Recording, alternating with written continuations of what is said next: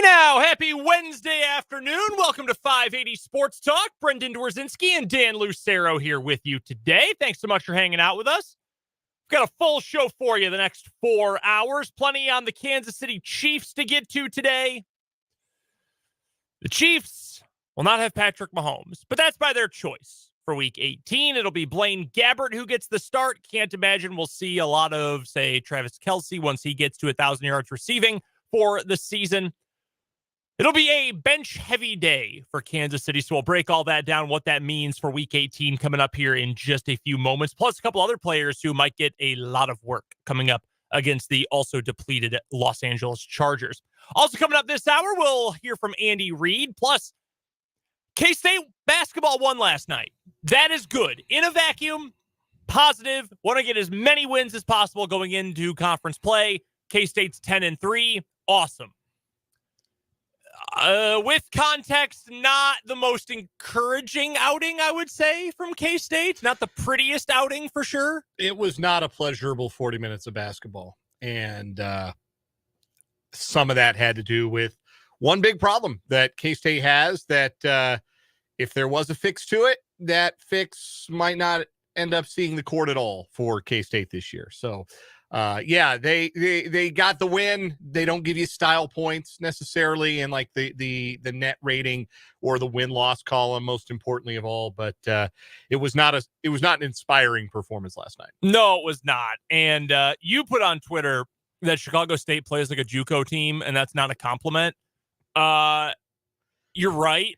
I hated it. I hated every minute of watching Chicago State play basketball. It is miserable. Man, so many step back hezzies. Like, it's just all one-on-one. They don't really run any offense. It's like an AAU team. Yes, exactly. That was exactly what I was driving at. Like, their coach ran a really good AAU program down in Florida. That's why they got a bunch of kids from Florida on that roster. But yeah, they played like an AAU team.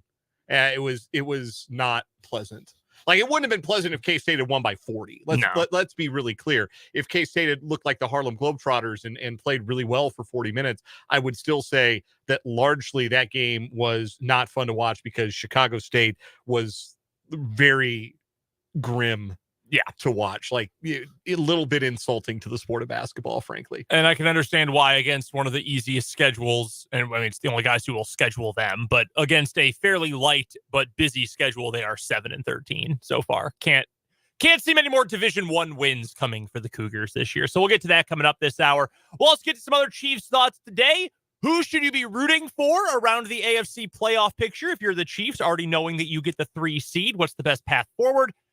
And I wanted to look back on the discussions we had about veteran wide receivers and free agency this year. And some of us, and I mean me, scoffed at the notion largely of, DeAndre Hopkins, that's a totally different player that doesn't fit this offense. OBJ is completely cooked. Well, you think the Chiefs could use a receiver who had 35 grabs for 565 yards this year? That sounds like something the Chiefs could possibly use. We're going to break that down. Do a little revisionist history coming up in the 3 o'clock hour. Tim Fitzgerald is going to join us 4 o'clock hour today for the Wildcat Wrap-up. We got What Is Wrong With You. Again, we will hear from Andy Reid. We'll hear from Blaine Gabbert, plus Mike Edwards, the defensive back as well. We'll play One Gotta Go, What Is Wrong With You, all that coming up today on 580 Sports Talk. Still taking your texts. 785-272-9429 is the text line number. Or you can find us on YouTube. We are video streaming the show today and every single day. So go find us on YouTube. Search 580 Sports Talk. That's the easiest way to go find us. Make sure you subscribe. Then you can come and hang out with us on the video stream and let us know what you're thinking about what we are talking about today. Blaine Gabbert gets the start for the Chiefs on Sunday. Now, do you remember what team he was playing for when he made his last NFL start? It was the San Francisco 49ers. No, that is incorrect. He wasn't still with the Jags. That is also incorrect. Okay. Strike 2. Trying to think of how long he was in Tampa. The Arizona Cardinals. Incorrect. Strike 3, you're out. He was a Tennessee Titan in 2018. Sure. When he started 3 games. Went 2-1. So technically, that is the only season of Gabbert's NFL career where he finished with a winning record as a starter. Of course, quarterback wins aren't a real stat, but I mean, there it is. It's there on Pro Football Reference. Tennessee was 2-1 in the 3 games that Gabbert started in 2018. So he's got that going for him. Did not start a game in Tampa Bay. Didn't play a down in 2019. Appeared over the course of 3 years with Tampa Bay. Appeared in 11 games. Didn't start any of those. Had only made 1 appearance against the Bears this season. And now will start. And we'll get to see the Blaine Gabbert experience on Sunday. And it's obviously the right thing to do, right? Like, you don't, of all the guys that you can keep out of harm's way between now and the playoffs, the best player in football is the obvious choice to do that with. Even if you are adamantly anti-resting guys and you think there's value in getting reps for your number ones as the playoffs near, however you feel about that, whatever extreme you're with on that, I think it's pretty obvious that resting Mahomes, let him sit, is the right thing to do. So again, like I said a moment ago, I assume this is not going to be the only player, Patrick Mahomes I'm speaking of, who sees no or limited action who normally plays. Travis Kelce is 16 yards away from getting to 1,000 again. I'm sure they will try to force him the ball as early and often as they can throughout the first quarter, first half to make sure he gets to 1,000 and then can sit down. Chris Jones has plenty of incentives baked into his contract. I'm sure he's going to play at least a little bit, try to get a sack, rack those up a little bit. There's a few other guys who have incentives in their deals. They will probably play. Other than that, though, I mean, the game, a lot of games you could argue don't mean anything because, you've got the number 1 seed. You already know you're getting a bye in the playoffs. Or you're locked into your seed like the Kansas City Chiefs are. But like, what can you gain from winning this game? Or in other words, how much does this game actually mean if you're the Kansas City Chiefs? Because I think you can make a couple of different arguments here. One, rest-wise, guys have been beaten up. You want to protect Patrick Mahomes. You want to protect Travis Kelce. Don't have him take a full game's worth of hits. I mean, shoot, best case scenario is you get some sort of a little 8-yard catch and run that goes for an extra 10 or 12. He gets 20 yards on one catch and he never plays another snap in the game. Like, that's the ultimate outcome for Travis Kelce in this, right? And so he doesn't have to take any more than just 1 or 2 hits over the course of the game. You'd like to preserve Pacheco, I assume. I think as long as he's healthy and ready to go, we're going to see a lot of Clyde Edwards-Helaire in this game. Probably not going to see a lot of Jerick McKinnon, honestly. You got to protect guys so that the rest factor is a big deal. Is there anything that you could foresee? We're playing the hypothetical game now because, I mean, we know that this is what the lineup is going to look like.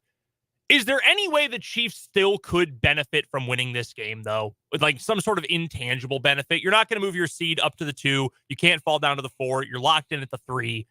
So whoever you play is not in your control anymore for the first round of the playoffs. But is there something that would be beneficial to this group going into the postseason if they were to win?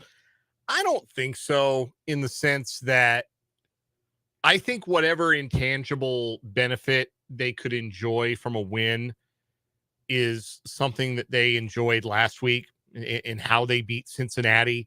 And there are a lot of reasons that might be the case. It might be how they played. It might be the fact that it's a rival and seeing a team that has tested them as much as any team in the NFL, maybe brought something out of them that was beneficial in that moment and got them into playoff mode a little bit early.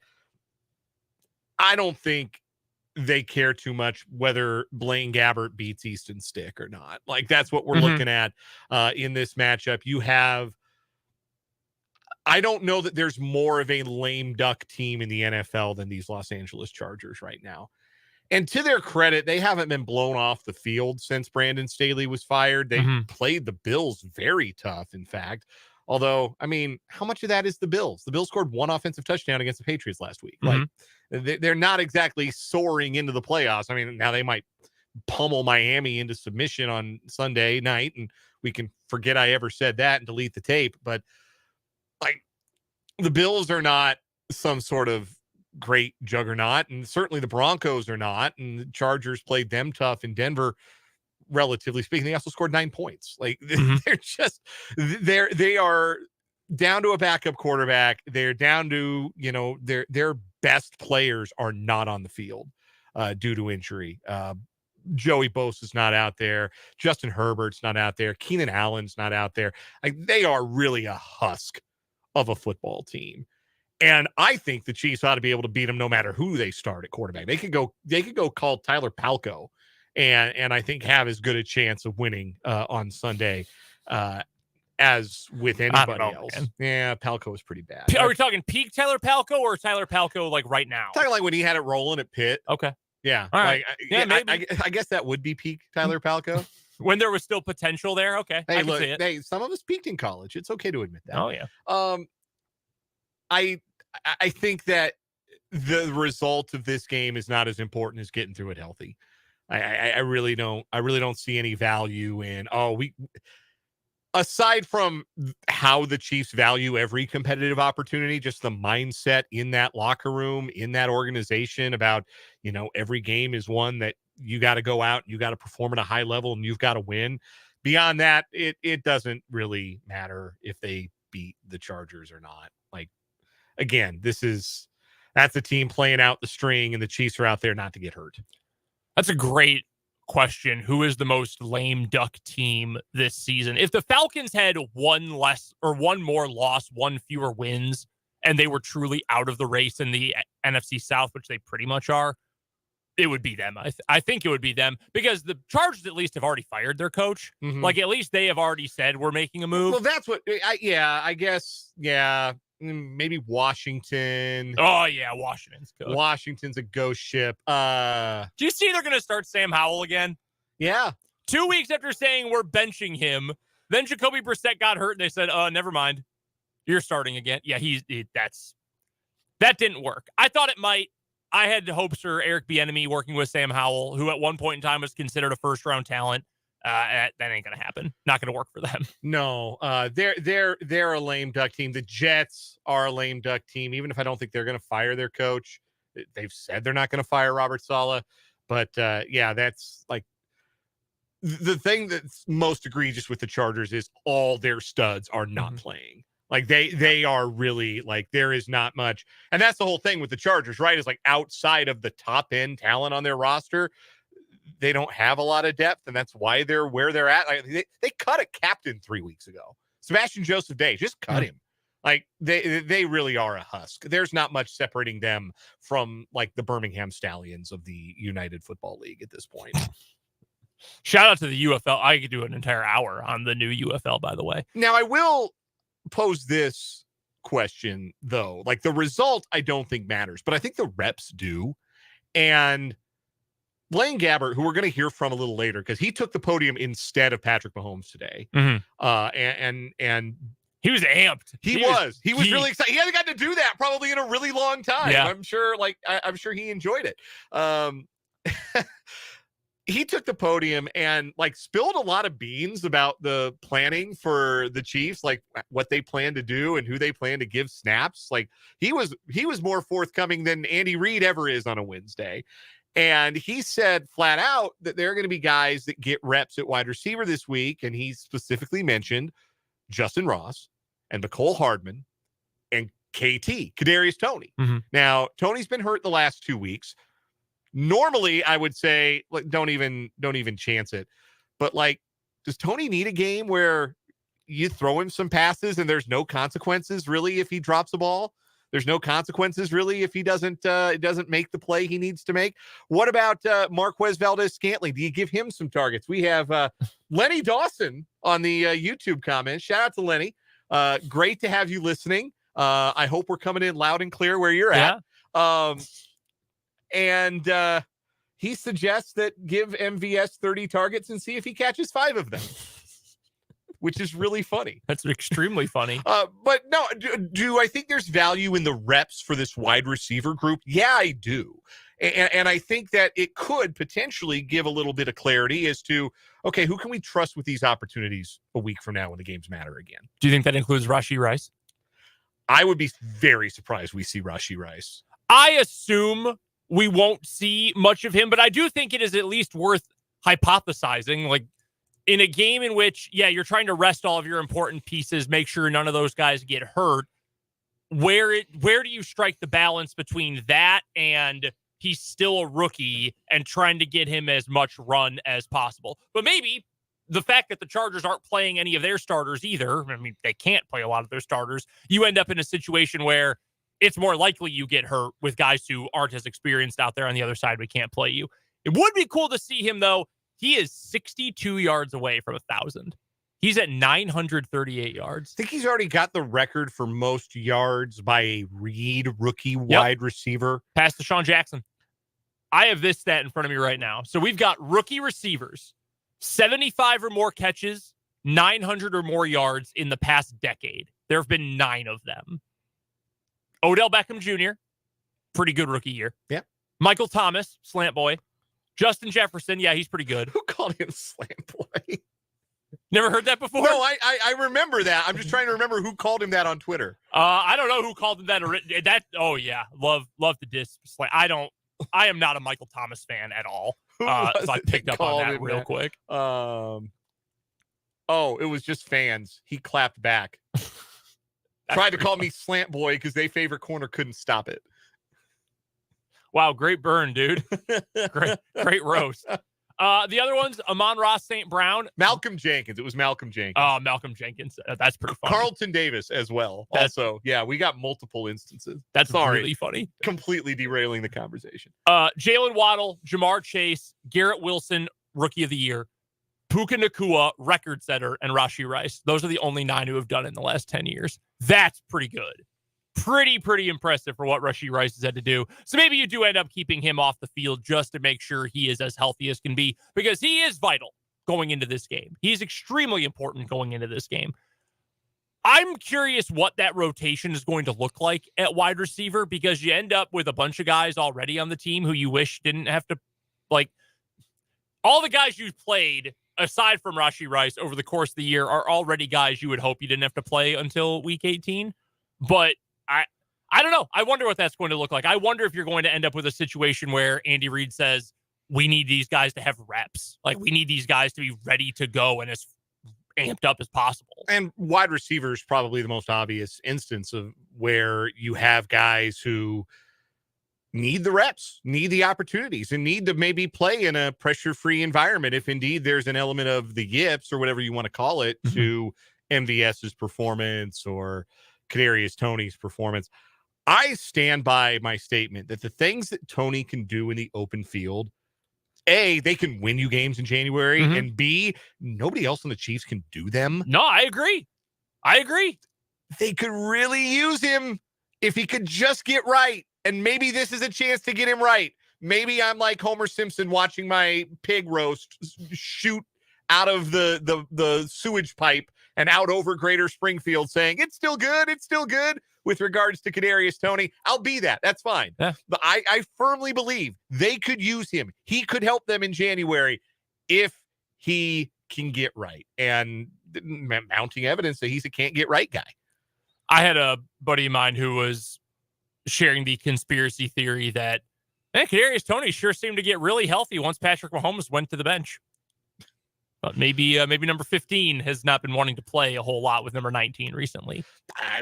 Can you blame him? No, not at all. If that wasn't the case, if Mahomes is having that big an impact on the wide receiver depth chart, I'm surprised Valdez-Scantling's still part of it. Yeah, well, that's really the amazing thing. By the way, the Chiefs are not the only team who's going to do this week. The Ravens, having locked up the number 1 seed, they're going to rest Lamar Jackson. Tyler Huntley is going to start. You go from one Pro Bowl quarterback to another. That's pretty impressive depth. That's true. Not an easy spot to be in. Browns are also resting Joe Flacco, going to their 5th starting quarterback of the year. Who's getting the call? It is Jeff Driscoll. Oh, nice.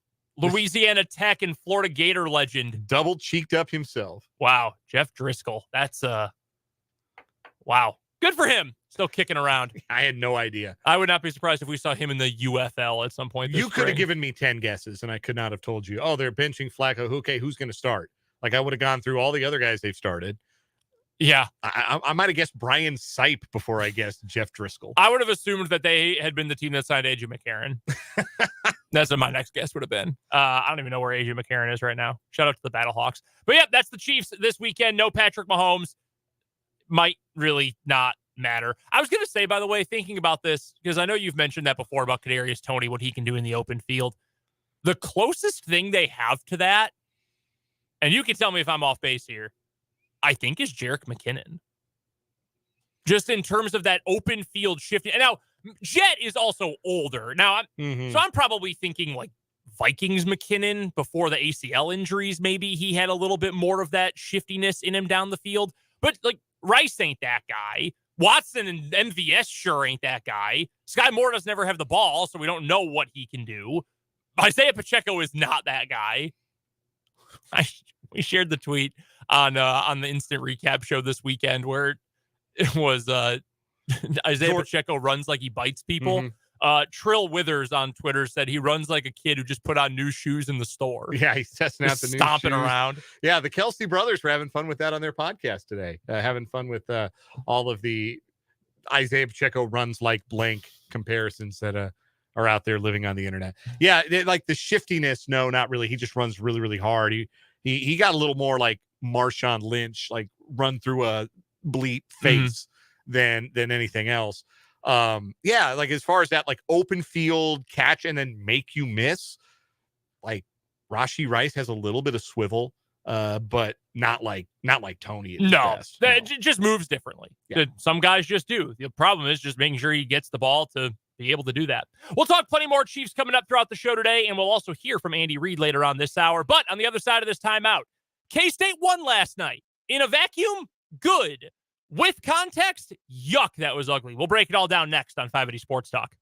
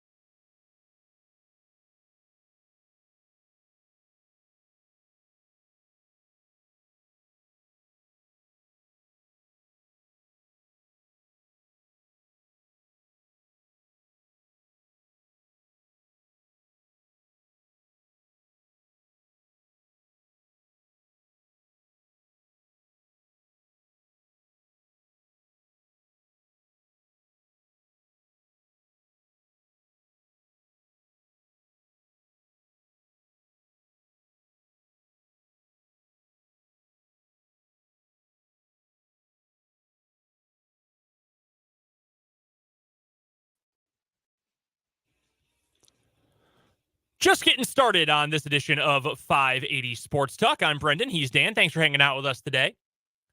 Last night, game you heard right here on your home for Wildcat Sports, 580 WIBW. K-State beat Chicago State, the Cougars. Battle of big felines, Wildcats versus Cougars. Well, I guess Wildcats aren't necessarily that big. It's kind of a catch-all term. I'm just saying this to avoid the fact that was a horrible basketball game. A genuinely unenjoyable sporting event. Yeah, didn't like watching it at all. It felt like the Weber era a little bit. Ew. So here's the deal with Kansas State. Like, they got some good players, and some of them are getting better, like gaming. Like, Cam Carter is ascending. That guy is playing at a level that's going to earn him all conference honors. And like, I don't know about first team, but he's going to be an all conference guy by the end of the year. And I did not have that factored in at the beginning of the year when I was talking about what I thought Kansas State could be. I thought that Cam Carter could be a nice player. He is emerging as a go-to guy. He is emerging, I think, as an on-court leader. Like, K-State looked pretty lethargic in the first 20 minutes, and some of that was like, you're knocking off the rust. You haven't played in 10 days. You've got a real meaningful Big 12 game coming up on Saturday. You're just trying to shake off the rust in this game. But even accounting for that, they were pretty off the pace in the first 20 minutes. Cam Carter got him going. Cam Carter was the guy who led by example with his play, with his energy, with his hustle. He is really emerging and really ascending in a way that's exciting. And that's like a developmental. I know he didn't start in the program. He was a transfer player that they added last year. But if that's what we can see a guy do from his sophomore to his junior year under Jerome Tang and his coaching staff, that's a really exciting prospect. I thought he played really well. I thought David Gasson played a nice game, still shakier than you'd like at the free throw line, but I think he's starting to play really well. His two-way game, his finishing around the rim, I think those things are improving. And that's two straight, I think, solid games for him. Arthur Kaluma wasn't bad. I think you kind of know what you're going to expect from him. The floor for his performance is pretty high. I think that he played a fine game. Like, there are talented individuals on this team. Yes. But an orchestra's got to have a conductor. Otherwise, you're just off key. You're just off beat. You're out of tune the whole time. And this team has a point guard problem. And if Quest Glover was going to be the solution to that, looks like he's out for the year, which is just horrible news and an awful break for him. But Tyler Perry, if he's not making shots, what is he? What is he giving K-State right now as the primary ball handler? Because I just don't think he creates enough good action or good looks for his teammates right now. And the only other point guard options this team has, Day-Day Ames, who is a freshman. And I mean, Dorian Finister can handle the ball a little bit, but that's not a true point guard either. No. They're in a spot where, like, Marquise Noel could score. Yes, he could shoot it, but he was also, first and foremost, a point guard. First and foremost, a facilitator of offense, either for himself, but more commonly for others. I haven't seen that from Tyler Perry yet. I just think he's really hesitant with the basketball. He's hesitant in traffic. He doesn't appear to really want to try to score inside the three-point arc. And add to that, he's shooting way off his career pace. He's not shooting well. Now, I think there's going to be some positive regression for Tyler Perry in that department. I'm not worried about him as a shooter. We got enough evidence says he's really good. I think that'll bounce back to the mean in a good way for him. But there are too many possessions where K-State just bogs down. They don't have, and this is why I said it reminds me, toward the end with Bruce Weber, like that 2019 team, the year after they went to the Elite Eight, they didn't have a point guard. Like, Cartier Jada was trying to play the point. He was a point guard. You've got to have somebody who thinks point guard, who thinks facilitator first. And Tyler Perry has been slower, I think, to master that than maybe this team expected. And the result is you get an offense that really can bog down if it's not making shots. And they had a spell in that game where I think they missed 12 straight from the field in the first half. Some good looks too. So that's the issue for K-State. And if they don't hit their ceiling as a team this year, it will be because they don't have a true point guard. And it's one of those things where I think you have to watch it unfold. Like, if you're only box score watching, you say, well, hey, I mean, Perry's averaging almost 5.5 assists a game. Like, that's not a bad number for a college point guard. He's scoring 15 a contest. He's turning it over more than he ever has before. About, average for his career about 1.5 per game. He's over 2 this year. But you say you can live with that if he's still facilitating well. But you have to watch it and just watch the ball stick. And you hear Brett Ballard talk about that with Washburn before. Like when they're good, they're moving the ball around, they're getting good look. I mean, shoot, look at the NBA. Look at the Spurs. And I know that's like literal NBA dynasty to 23-24 K-State basketball, but the basic principles of the ball move it, circulate it, reverse it. You hear that all the time from your partner, Larry Latimer. Reverse the ball, get the open looks on the other side of the floor. And then you have the guys who, as long as we're bringing up things from the mid-2000s in basketball, George Karl, I used to call them ball stoppers. Like guys who the ball comes to them and it doesn't come out. Like, and or the movement of it slows.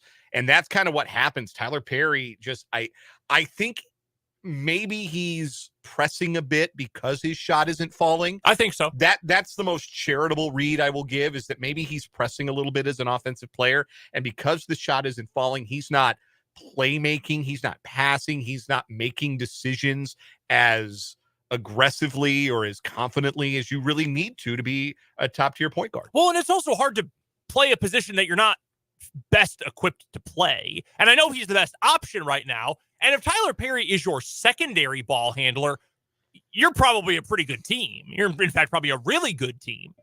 But when he has to take on, if you want another college comparison, what I think of is I'd go back to the 2020 and 21 KU when Marcus Garrett was running the point after Devon Dotson had left, post-COVID year. Marcus Garrett, elite defensive player, came on a little bit as an offensive player as his career went on. He wasn't a point guard, though. He wasn't a facilitator. And he didn't have the offensive game as a scorer either to just make it happen.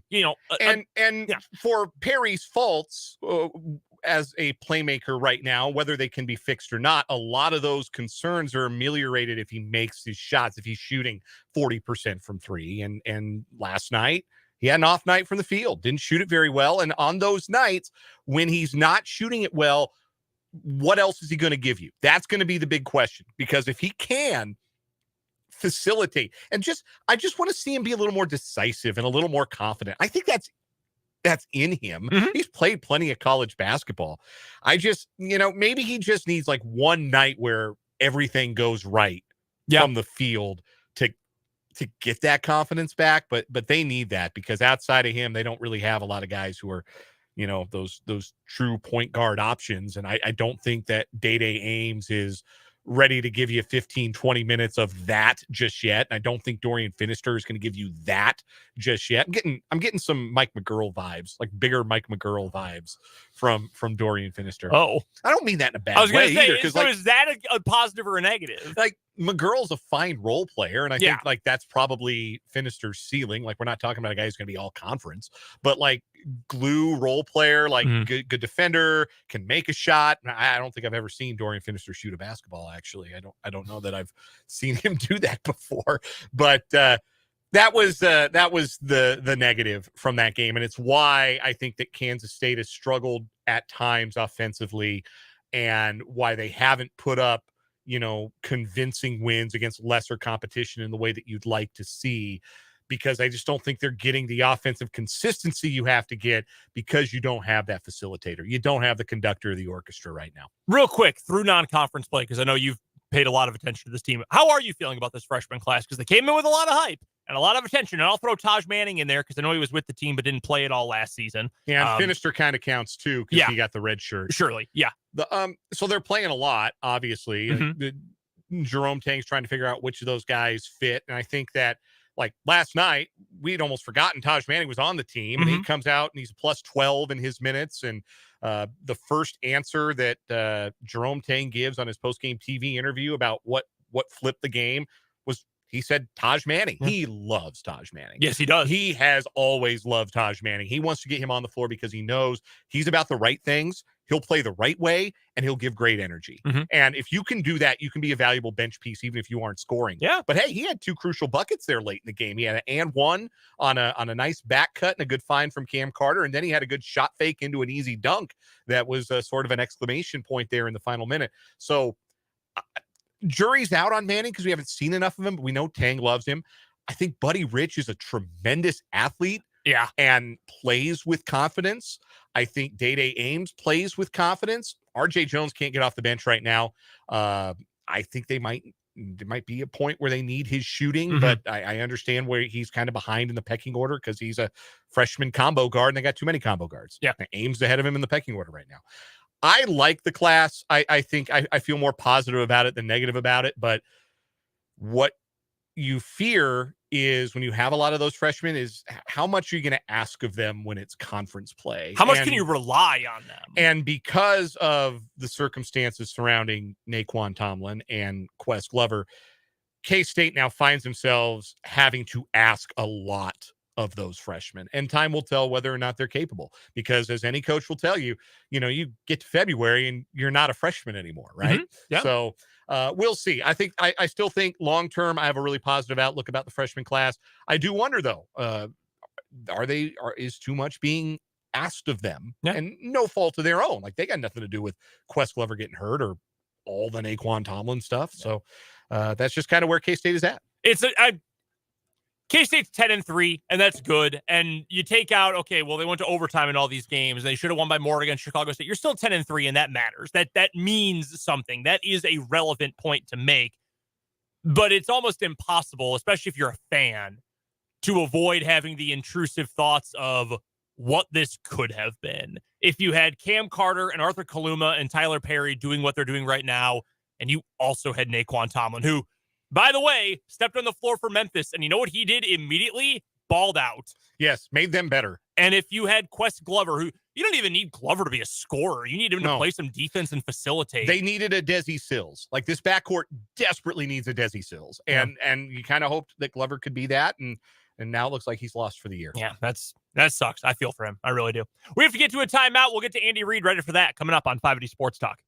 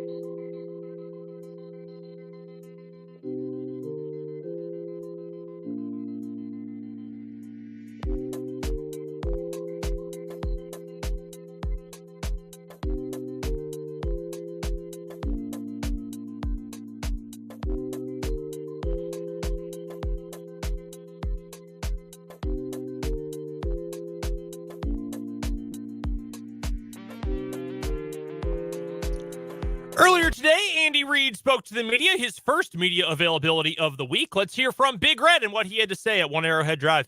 As far as the guys not practicing today, Chris Jones has a groin spasm. He won't practice. Pacheco with quad contusion. And then Rasheed's got a little bit of a hamstring that he tweaked in the game. And then L'Jarius with the calf will give him time to let that heal through there. Look for the challenge of playing the Chargers. Giff has been put in that position as a head coach. The guys are playing hard for him. And, that's we got to have a good week of preparation. I'm going to go ahead and Pat won't play. So Blaine will take over at that spot. And then we'll rotate the other guys in as we go. So, but we look forward to the challenge of getting ready, and we got to make sure that we have a good week of preparation. That time's yours. Coach, when you have a couple players moved up who aren't practicing, is it best to keep them completely out of the game, or do you want to rotate them as well? Yeah, I want them to rehab and get themselves ready to go as needed, So, but no difference. Stay aggressive on the rehab part of it, and we go from there. You have a couple guys who are close to like milestones or incentives. Is that a priority this week, getting those guys in those numbers? Yeah, it depends. Depends on what the milestone is. Let's say it's an 8th straight 1,000-yard season. We'll see how that goes. Do they have what's the conversation like when you have those? Probably one-sided.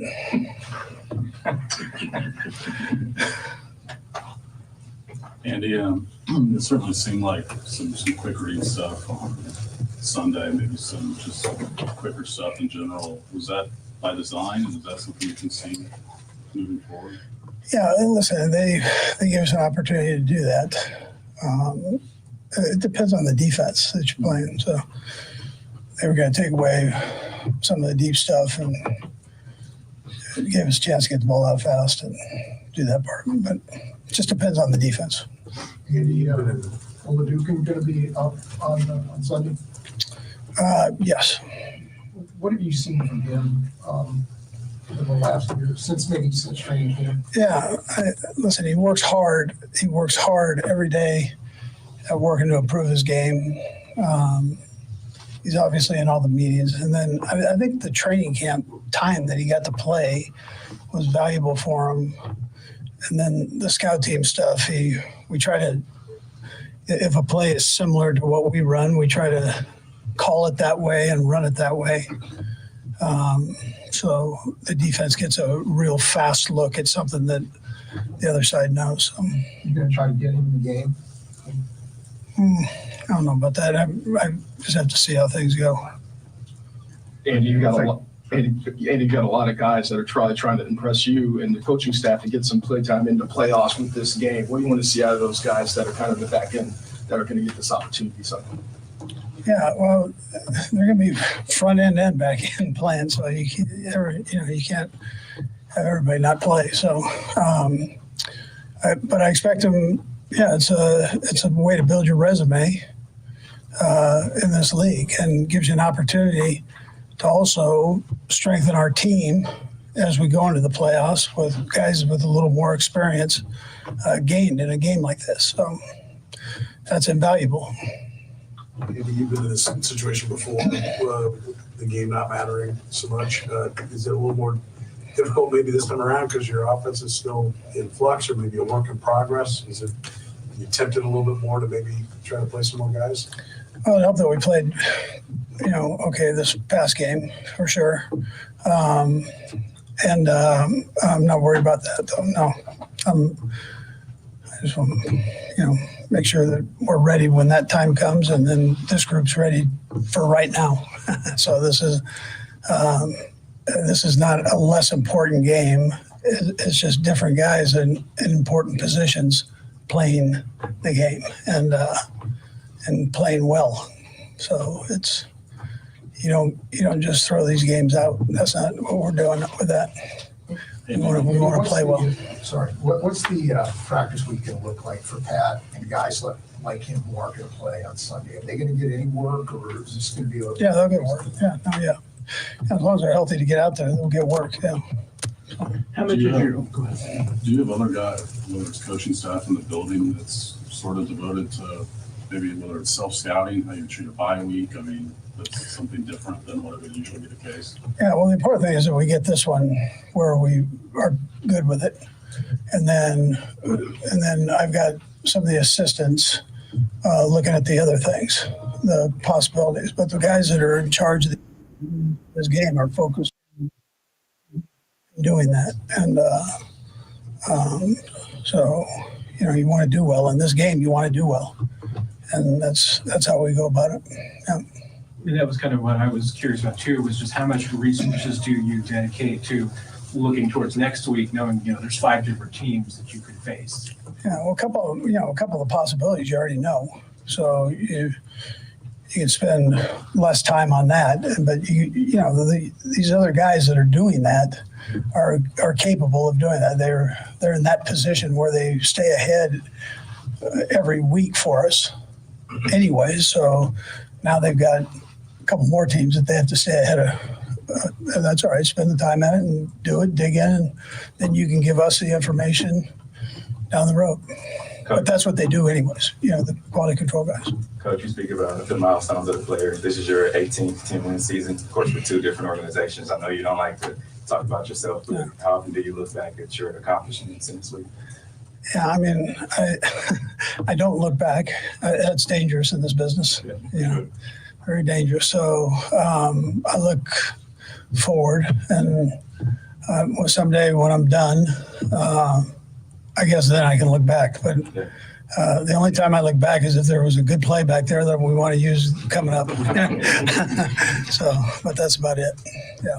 Couple more guys. How about Blaine's season? We obviously don't get to see him much. We don't see him in practice at all. But we're going to talk to him here in a minute. Yeah. But, Sure.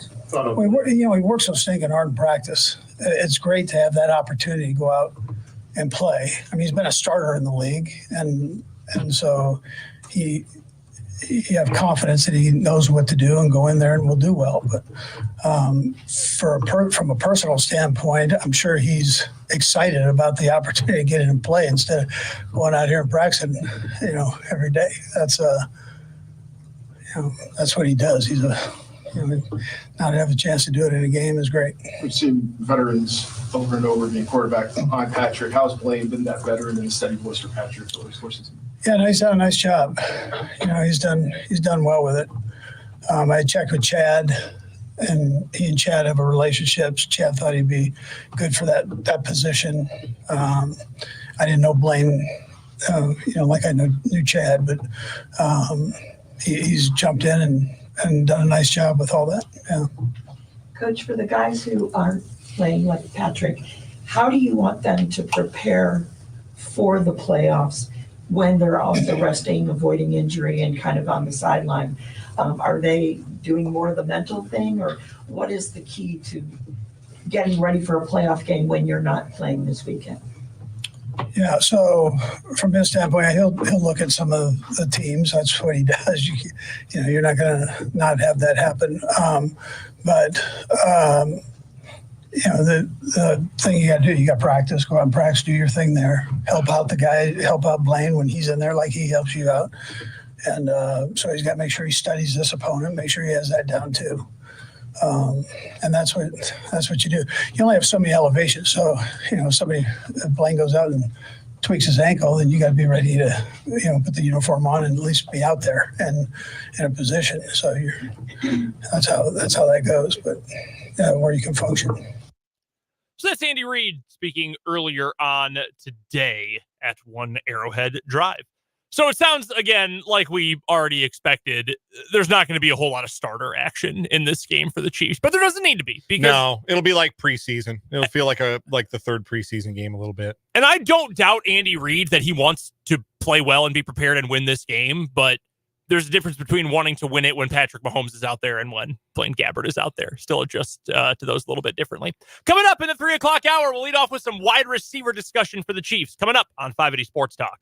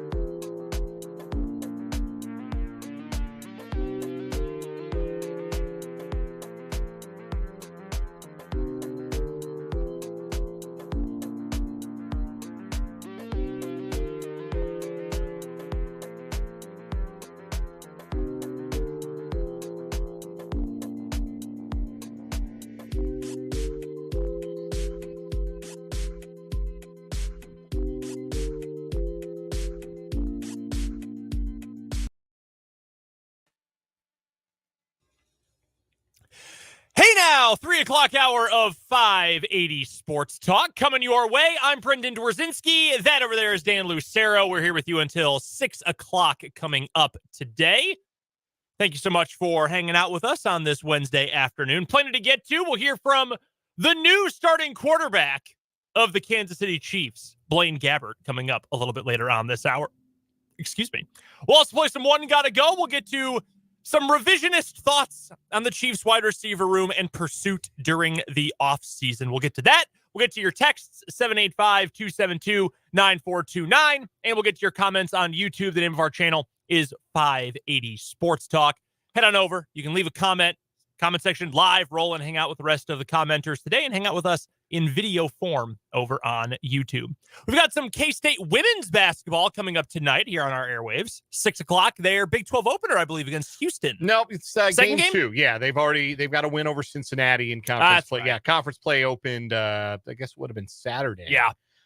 For everybody. So, this is conference game number 2 for the 11th ranked team in the country and their second straight game against a conference newcomer. They didn't play great, but ended up pulling away and blew out Cincinnati. I think they held them to like 15 points in the first half. Really defended extremely well. And tonight they get Houston. So chance to go 2-0 in the league.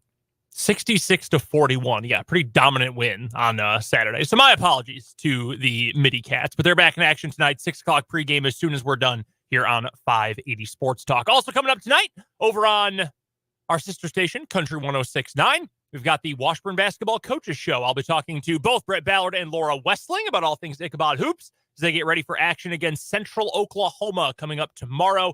And again, the Washburn Coaches Show tonight at 6 o'clock over on Country 106.9.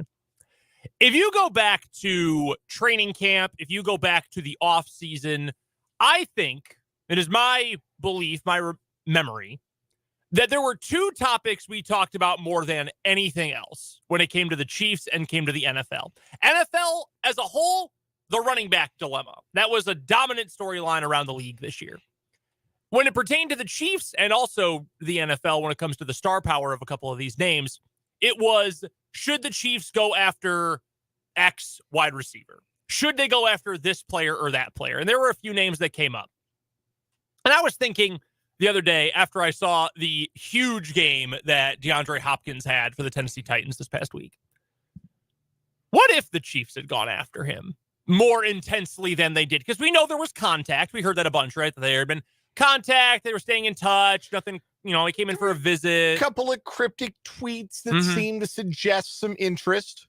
And I said at the time, I was out on DeAndre Hopkins because I thought he still had some juice left, but I didn't think he was a good fit for the Chiefs offense. I thought, no, he's not really stylistically what the Chiefs want. He's never been a real separator. He's more a go up and get it guy, which is fine. He's had a great career, but I don't think that's a great fit for this offense. I said no on OBJ because I did think he was totally cooked. I thought, he's a bum. Get him out of here. I thought that if he had something left, I didn't want to be the team paying $18 million to find out one way or another whether he did or not. And then the other name that came up a bunch because he played for the Chiefs last year and had a decent season was Juju. And we were, I believe, live on the air when he signed with New England. We were up in Des Moines for the NCAA tournament. Yeah, I think that's right. And thought, oh, wow, all right. About $11 million a year, had some option money in there as well from the Patriots. He was one of the higher paid receivers in the league. Not quite that Allen Lazard money, but one of the higher paid free agent contracts around the NFL. And the question was, should the Chiefs, even with the worries about his knee, be willing to pony up to bring back Juju after the year he had last year? So I went in and I dug up the numbers. And by dug up, I mean I went to Pro Football Reference. And I looked at the stat lines for these teams, or for these players and their new teams this year. And your basic counting stats are not everything. But it made me think maybe I was wrong. And maybe the Chiefs were wrong. And that's, frankly, the more important thing here.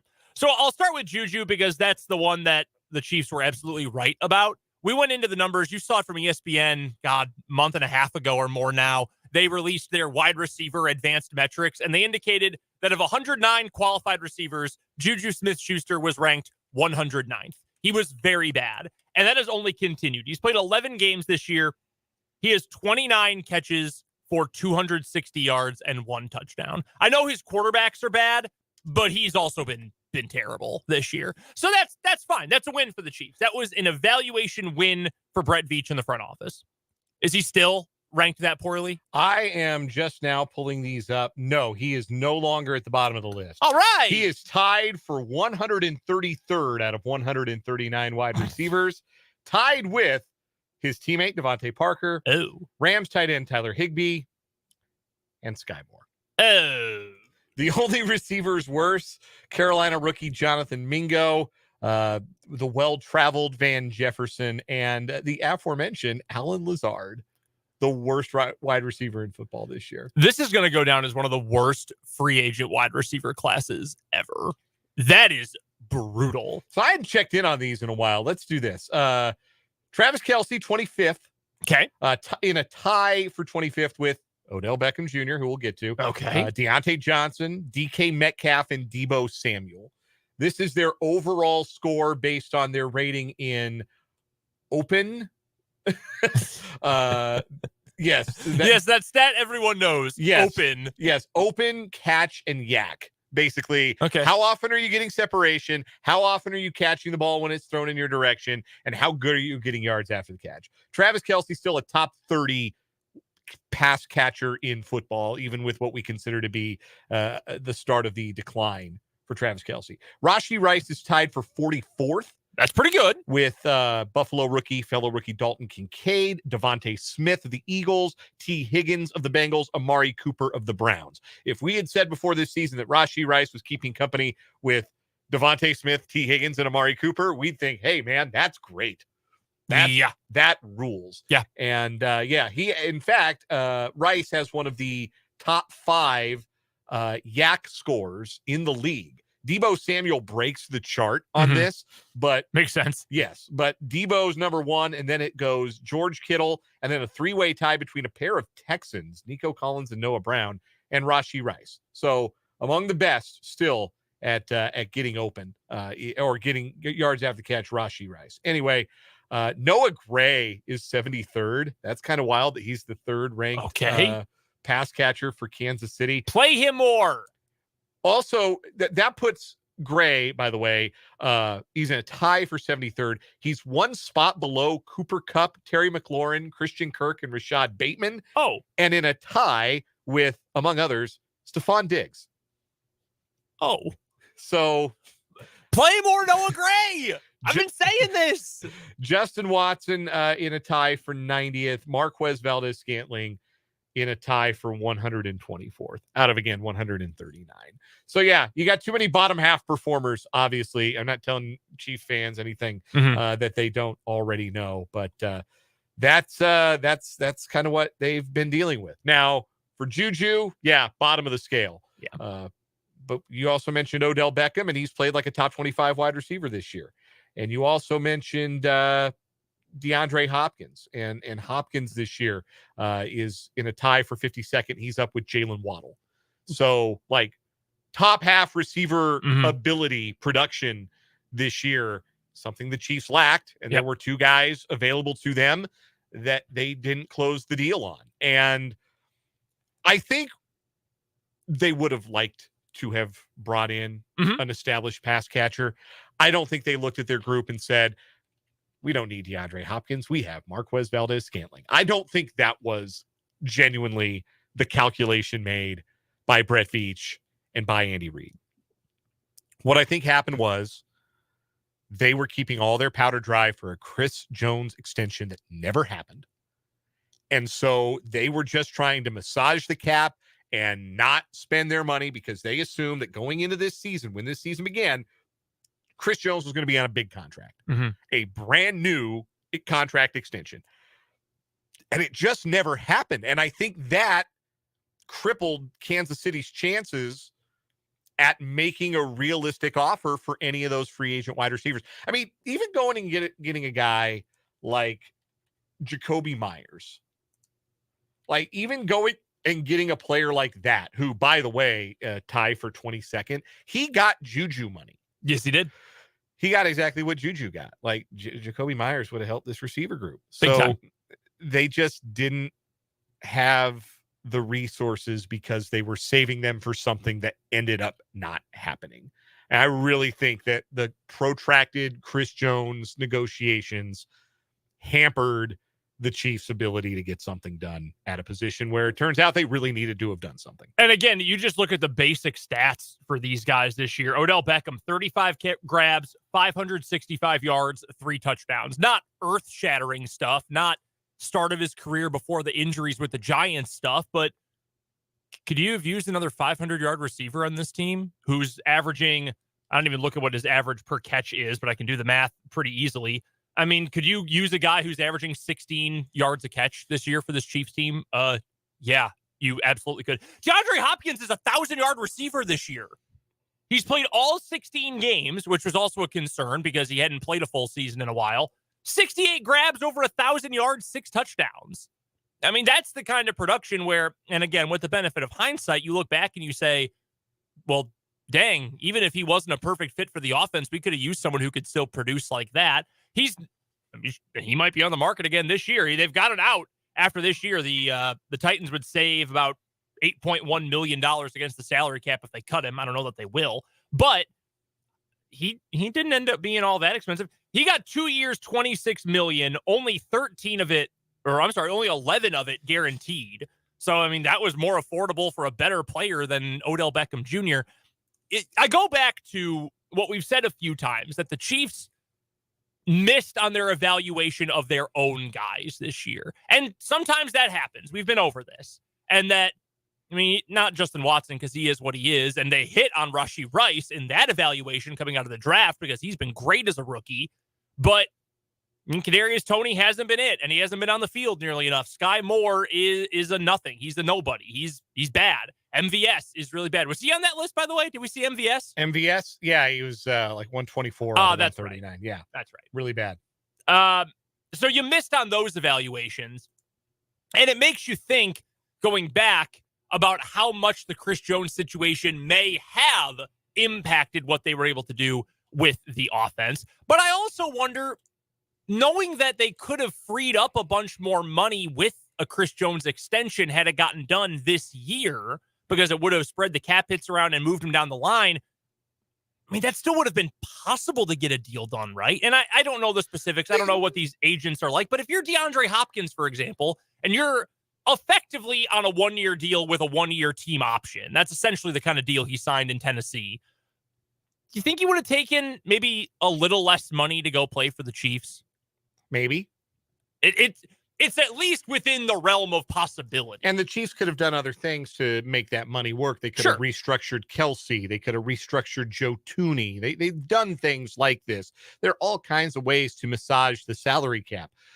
Maybe the Chiefs really got blinders on with regards to Chris Jones and said, this is what we're going to focus on, and everything else will fall into place once we do this. And then it just kept not happening.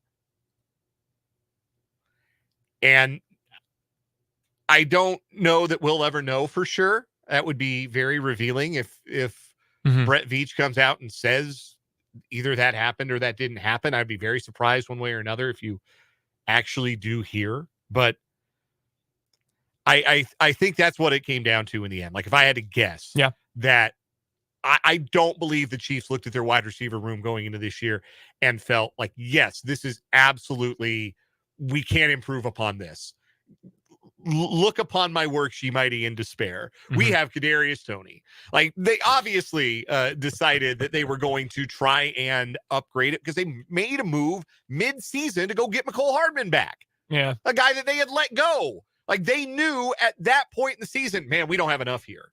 Like, we need to bring back a guy who knows the off bit of a rapport with Mahomes because we don't have enough. Like, it's not as though the Chiefs got to week 15 before they realized, hey, something's rotten here. Yeah. No, they got it, I think, pretty early on. And that's why I suspect that they would have really have liked to have done something to address, something more meaningful to address that position. I will say this, though. The one thing they did do, which was go out and draft Rashee Rice, that has worked out. I'm looking at yards per route this season. Here's the list of wide receivers with more yards per route this year than Rashee Rice. Tyreek Hill, Brandon Ayuk, Justin Jefferson, Nico Collins, Jalen Waddle, Puka Nacua, CeeDee Lamb, A.J. Brown.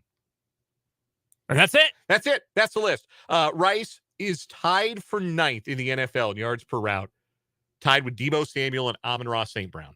Yeah, pretty good group. Star level production. Like I another episode of the Rashee Rice Appreciation Society. Like I don't feel like we understand enough just A, how rare it is to have a rookie produce like this, but B, to have this guy be producing at the level he's producing at. It's not good for a rookie. It's good, period. This is why, though, and I don't mean to entirely speak for you, but I think we are barking up the same tree here. Yesterday, when we did our bold predictions for 2024, we each included one that was some kind of wide receiver splash move for the Chiefs. I went as far as to say they're going to go sign Mike Evans. You said high draft pick and a trade as well. Mid-round, they'll ship out a mid-round pick and go get one. Yeah. And that will be more flexible next year because let's, hypothetical here, but let's assume Chris Jones is not going to be on this team in all likelihood next year. It's trended that way. It's still possible, but it looks as though that's probably not going to be the case. He will be playing somewhere else come next season. So you've got that cleared off the books. I think you'll spend plenty of draft capital still on defensive players to try to rebuild that interior because it does change a lot. Even if it hasn't been a defensive player of the year season for Chris Jones, he is still obviously a game wrecker and makes a huge impact on the inside. So you'll have some money to spend on the interior there. And I think you're going to have enough cap space where you can say, hey, we went into 2023 and we ended up in a situation where Kadarius Toney, we were banking on him to be our quote unquote number one. If we can add enough players, so this is draft pick and a star, 2 draft picks, you make a trade and a high draft pick, some combination of it, and we're able to make Kadarius Toney essentially wide receiver 4, and then we can use him in a much more specific, granular role, I think you're feeling a whole lot more confident about where this offense is. Because I'm not worried about Sky Moore's future. I'm not. MVS is in all likelihood getting cut. I'm not worried about those guys. Those guys are chaff come this offseason. The future of most of these guys is like personal trainers with some really fun stories to tell about their time in the league.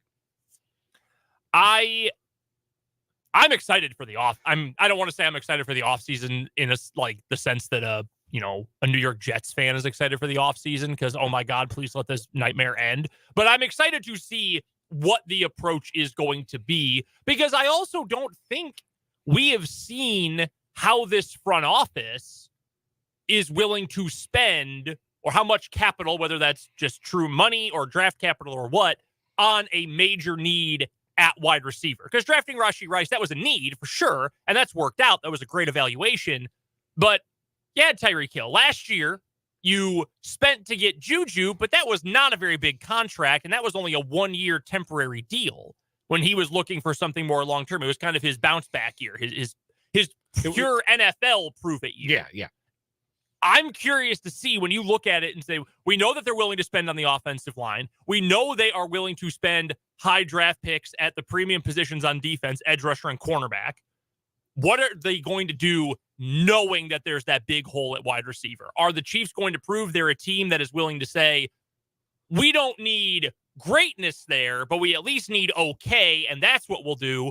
Or will they do the same thing they did with the offensive line and say, and this is what I believe, never again, we can't let this happen. We have to pour resources into it. I'm curious what it's going to look like. I mean, we have seen Brett Veach take a wide receiver in the second round of 3 of the last 5 drafts, is it now? So, clearly there's a willingness to use some draft capital to try and meaningfully improve that position. That's why I think they're going to do it again, but you can't just draft one guy and have that be enough. They're going to have to rebuild that room a little bit. And I don't think you can do that exclusively with young guys. I think there's going to be value in bringing in a veteran. And I don't know who this year's version of DeAndre Hopkins is going to be, but there's always a surprise cut. There's always a player who's made available that you don't expect to be made available. And this time around, I would think the Chiefs would be a little bit more aggressive. And I think we'll have a bit clearer picture of what their offseason is going to look like, because I think the last season, their plan kind of got blown up a little bit by what happened with the Jones extension not happening. We'll hear from Blaine Gabbert, the new starting quarterback of the Kansas City Chiefs, coming up a little bit later on this hour. But first, we've got one gotta go, and that's coming up on the other side of this timeout right here on 580 Sports Talk.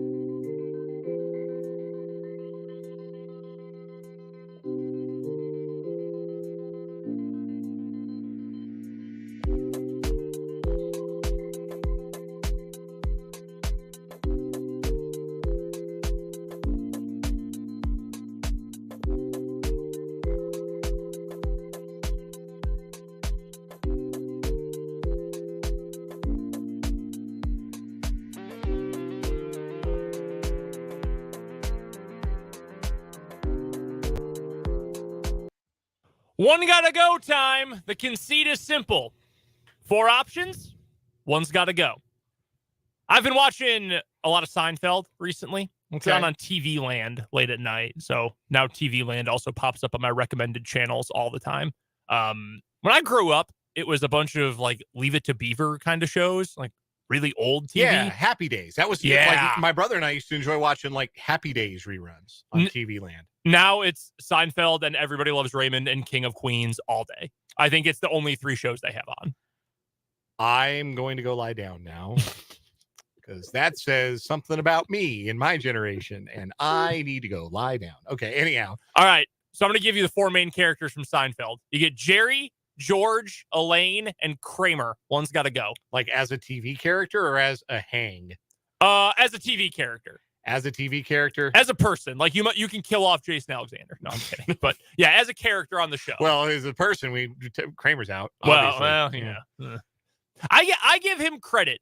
He made himself into public enemy number 1 and a complete fool and then just disappeared. Yeah, no one's heard from Michael Richards in 15 years. No, the last thing we heard from Michael Richards was that racial slur, and he has been out of the paint ever since. Wait, honestly, smarter than a lot of people who say that word in public. He hasn't turned up on Netflix with a special called like Canceled and like him with duct tape over his mouth. Nothing like that. He hasn't gone that route.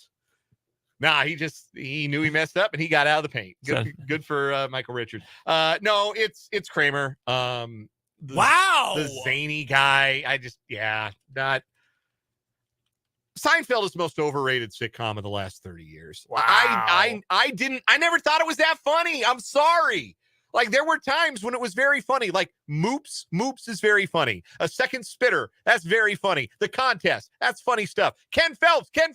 My baseball people kept telling me Ken Phelps. It had its moments. Mm-hmm.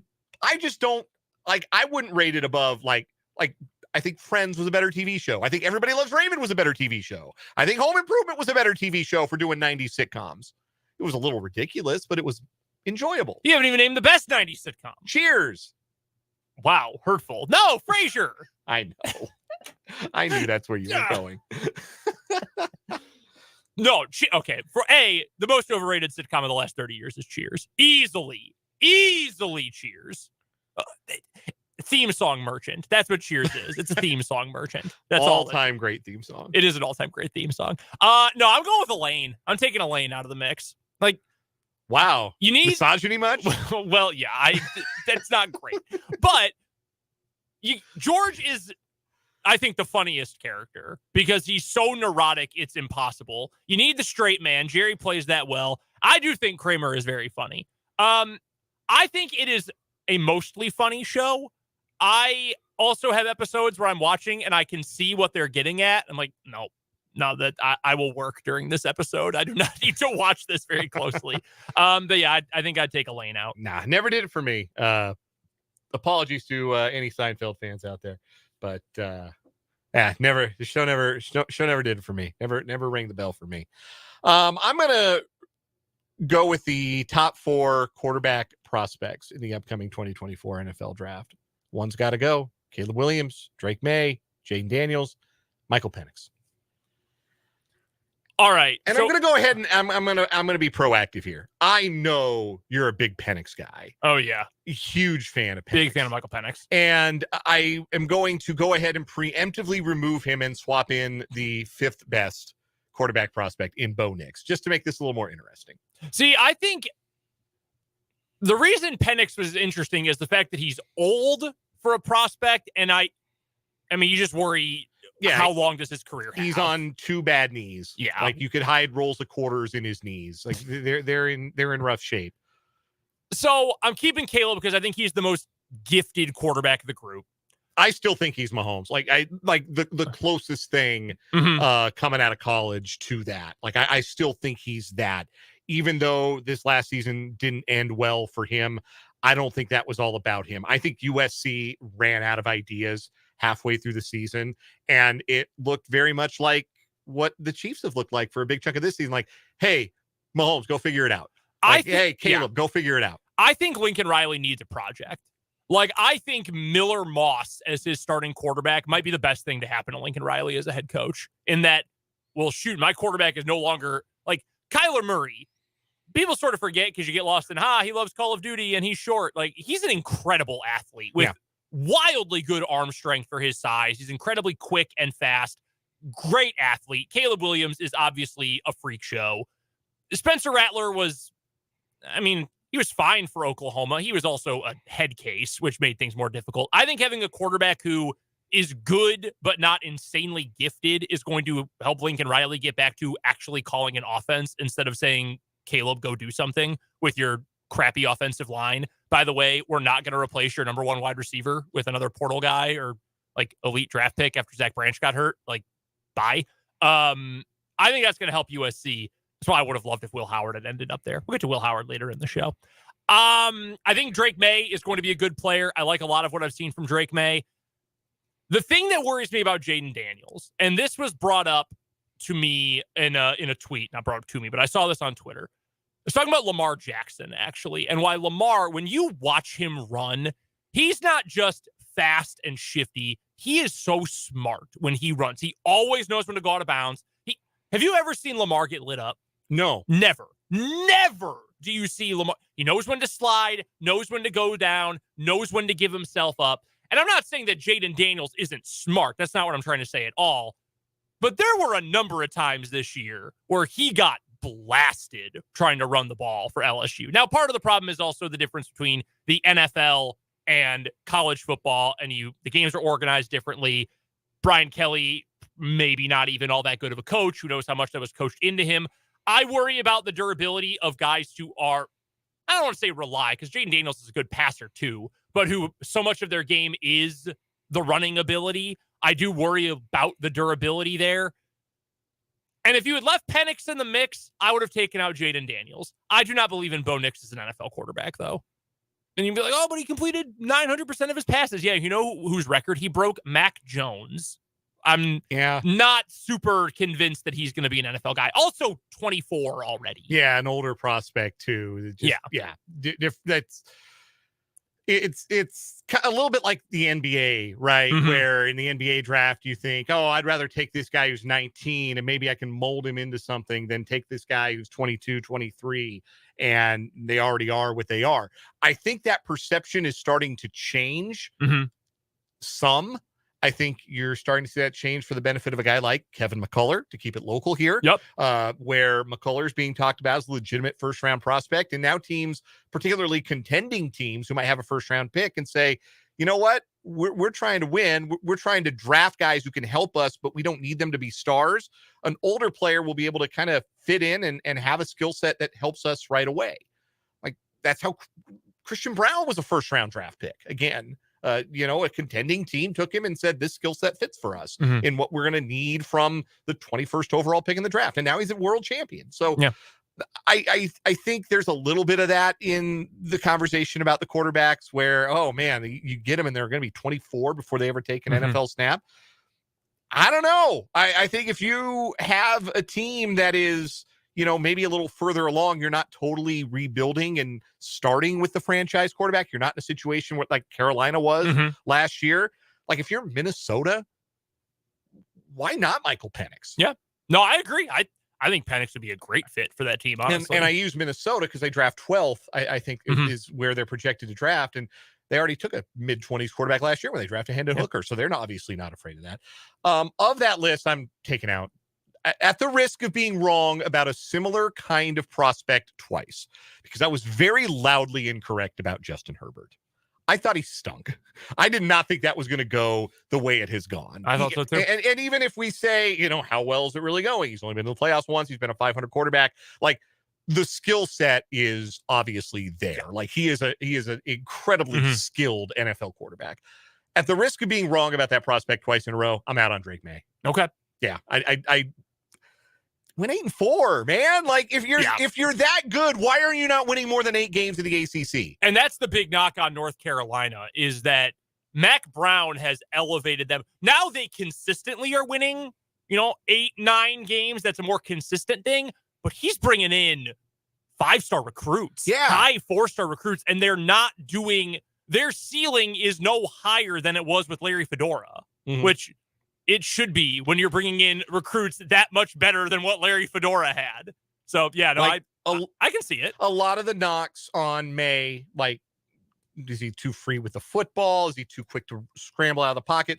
Like, it was a lot of the same stuff that was a knock on Herbert coming out of school. And a lot of the positive traits, the size, the arm strength, the release, a lot of those are pretty similar to Herbert coming out. So, at the risk of being wrong twice about the same kind of prospect, I don't get Mitch Trubisky vibes. I think that's too unfair to say compare one North Carolina quarterback to another necessarily, but I get the same kind of feeling I got about Justin Herbert coming out where, boy, I'm just not sure here. Where Daniels, I love the athleticism.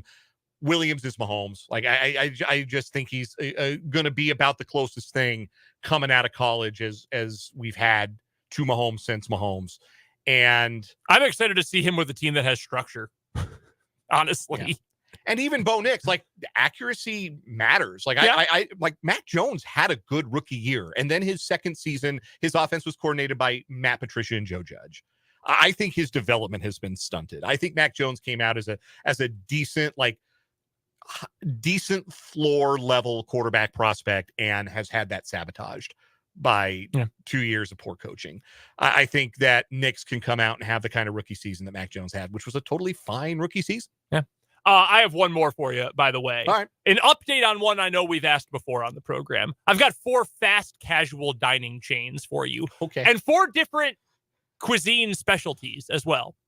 I'm going to give you Olive Garden, Texas Roadhouse, the Cheesecake Factory. Why you got to fight a cheesecake? You know I love it there. Buffalo Wild Wings. And I can only get rid of one? You can only get rid of one. Hey, now. I happen to enjoy several of these. Look, I've had good experiences at all 4, and I've probably had a bad experience at all 4. You kind of, here's my thing about the Cheesecake Factory. They got so much stuff on that menu. Like, narrow your focus and do like one thing really well is what I will ask of a restaurant. Like Olive Garden's not going to say, hey, come into Olive Garden for our brand new marinara burger. Like, no, they're not going to throw you any curveballs. No. It's pasta. It's breadsticks. It's sauce. Like, you know what you're getting at Olive Garden. Texas Roadhouse, they got a little bit more on their menu, but at the end of the day, we got steak. We got rolls. We got that cinnamon bread, butter that everybody loves. Eat 10 rolls to the point where you're sick by the time your actual food shows up. Not that I've ever done anything like that. Never overdone it on the bread at Texas Roadhouse. The Buffalo Wild Wings. We got wings. We got buffalo wings. I actually think the quality of Buffalo Wild Wings has gone up in recent years. I think I used to not be like wild about their wings, no pun intended. I think they're trending in a positive direction at B-Dubs. Cheesecake Factory, like, they got a million things on the menu. Nah, man, can't do it. Like, I don't trust it if it's not your thing. Every other one of those places has a thing. I guess Cheesecake Factory's thing is, it's in the name, cheesecake, and I got some good cheesecake. I'm not gonna lie to you, but I need more than a standout dessert. Here's the other thing. You got a million things on the menu. You know what that also means? You got a million microwaves in the back. You can't offer that many things and not have to throw something in for a quick nuke before you put it on someone's plate. No, Cheesecake Factory is too expensive for what it is. That's what it comes down to. I love Roadhouse. I still love Buffalo Wild Wings. Olive Garden. I actually just had Olive Garden for lunch like 2 weeks ago. It was very good. Had the chicken Alfredo. Oh, delicious. And Cheesecake Factory. I can get good stuff elsewhere for slightly less money. Yeah. Balling on a budget sometimes. Coming up next, we'll hear from the new Chiefs starting quarterback, Blaine Gabbert. That's coming up on 580 Sports Talk.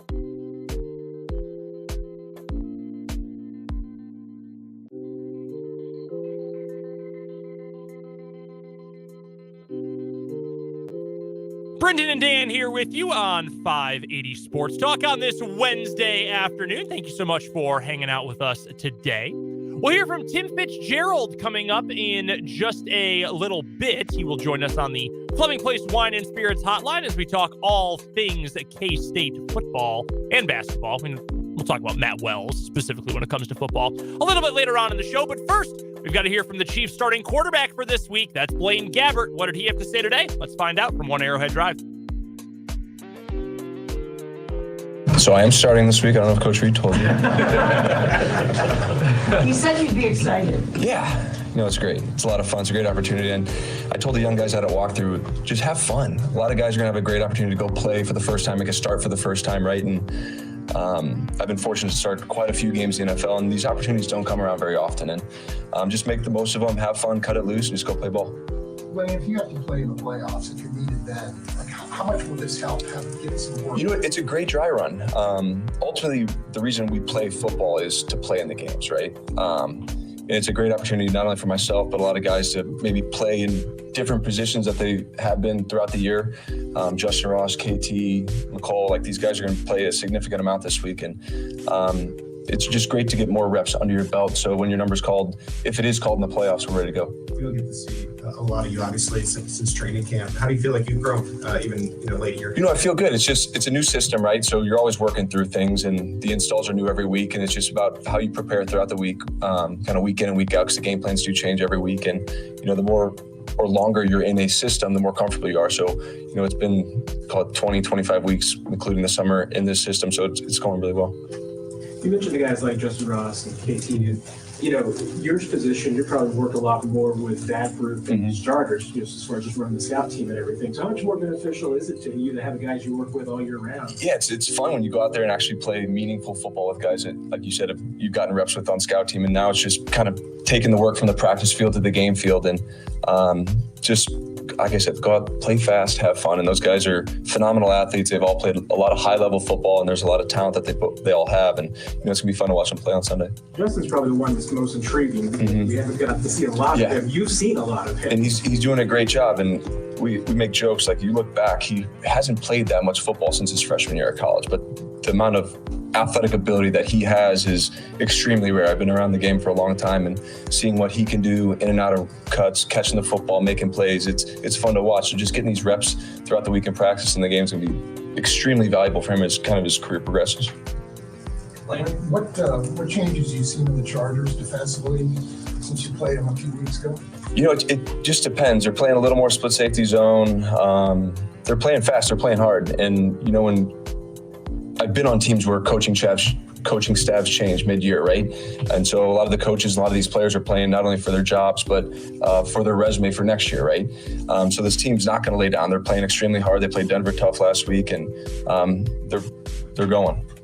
Blaine, this goes back several weeks, but when Patrick in Denver was not feeling well and wasn't at the top of his game, how close do you think you were to entering that game? I think as a starter, there's a lot of pride at being a starter, right? You never want to come out of a game, and he was a little under the weather, and I was too. I think I was probably the one that gave it to him, but so we were both kind of battling there in Denver, not feeling good. It was cold, and yeah, that was a tough one. Mike, you've been around the league a long time, man. Of course, about guys that need at the end of the season have personal goals, want to get their statistical in those categories. How much are these guys in your ear this week? Just to stay within the system. The best part about the culture that we have here, there's a lot of selfless individuals. I know you're getting at Trav. He's 16 yards away from 1,000. We all know that. But that's not how Trav plays. He wants team success first, and he's always been that way. He genuinely loves football, and if he wants to play, he'll play, and if Coach Reid's decision to have him rest, he's going to rest, and ultimately that's on Coach Reid. But if we're out there, we're going to do our damn best to get him 17 yards. What would it mean to you, Blaine, if you are able to do that for him? It'd be a lot of fun. I think he's got a big string of 1,000-yard seasons in a row. So, and no tight ends come even close to that. And now you're getting into the receiver talk. The Mike Evans of the world, who's done 10 or 11 straight now this year. And that's a rare, special group of individuals, Hall of Fame individuals, to kind of have that run in a row. So he may say it doesn't mean anything, but it means something for the quarterback and for this organization to get him that 1,000 yards. You mentioned Travis Rasheed's another guy wants to get there, I'm sure. Yeah, and just kind of the way Rasheed's taken off this last half of the year is awesome. That's a credit to this coaching staff preparing him to be ready to play 17 games because it's a long season in the NFL. Coming from college, it's 12 games. So a lot of those guys you see hit a rookie wall and start fading in the second half of the year, but he's done a great job and really kind of caught his stride here going into the playoffs. Blaine, big picture quarterback question. So Tom Brady, I think you're friends with him. Yes. He talked about how rage and anger helped him.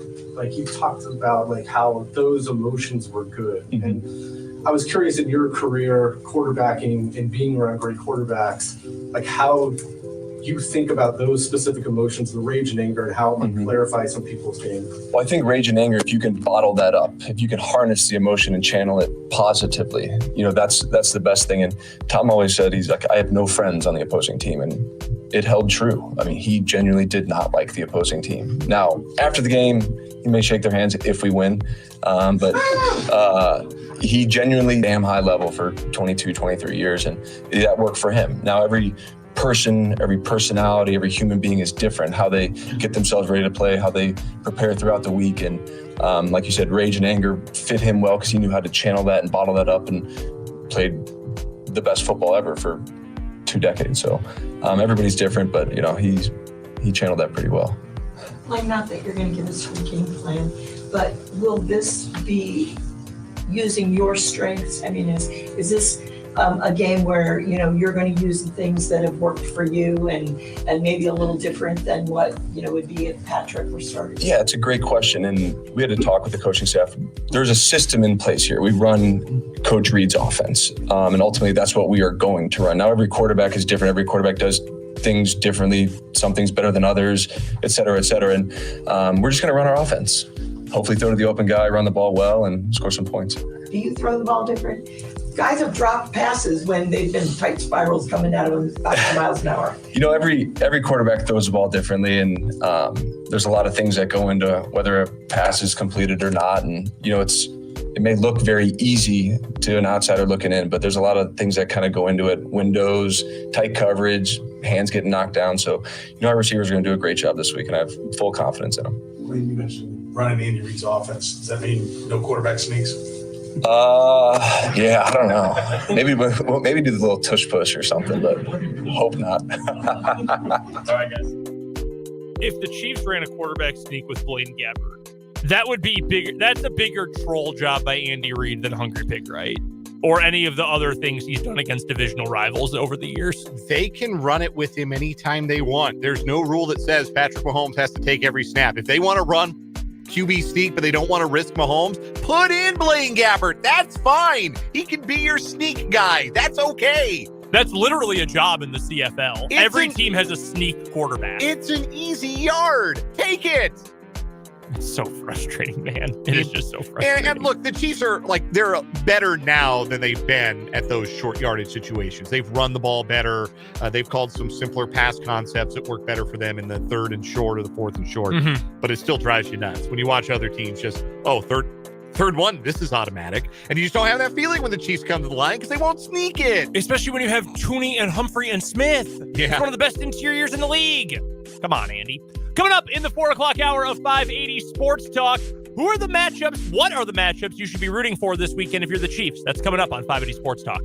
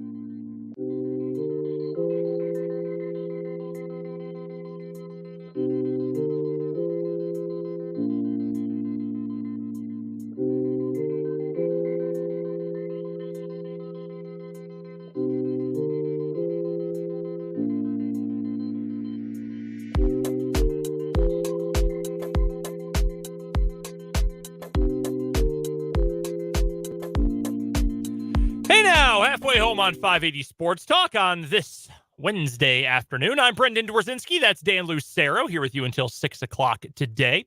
Thanks for spending some of your afternoon with us. We'd love to get your thoughts on anything we're talking about on the show today, either via the text line 785-272-9429 or on YouTube. Our YouTube channel is called 580 Sports Talk. Drop us a line. Let us know what you have to say about whatever we're talking about, whatever we have to say on the show this afternoon. Here in the 4 o'clock hour of today's program, we'll get to some more on the Chiefs and who should the Chiefs be rooting for? What matchups should they be rooting for coming up this weekend? Dan found a very handy chart that we can use to determine who should we be cheering for the Kansas City Chiefs. We've also got today's What is Wrong with You? Bobbing for Fries, our winner yesterday. Great name, courtesy of Vance in the YouTube comments. He really tried to have that dude bobbing for fries in the air. The pastor was doing that. Pastor Dwayne Waden. Tim Fitzgerald is also going to join us coming up at the bottom of the hour for this week's Wildcat Wrap-up on the Fleming Place Wine and Spirits hotline, plus your texts, plus your YouTube comments here in the 4 o'clock hour. The Chiefs are the number 3 seed in the AFC playoffs. They cannot move up this week. They cannot move down this week. They are locked into the number 3 seed. A lot of opportunities, though, for other teams to either get the 2, that'll be either Miami or Buffalo. The 4, it's going to be Jacksonville, or it could be Indy, or it could be Houston. Wild cards, 2 of the wild cards, the 6 and 7, also up for grabs. The Browns are locked into the 5th seed, and we already know the Ravens are the number 1 seed in the AFC playoff picture. And none of the teams that are locked in are starting their regular quarterbacks this week, by the way. We've addressed that in pieces. Blaine Gabbert for the Chiefs, Tyler Huntley for the Ravens, and Jeff Driscoll for the Browns coming up this weekend.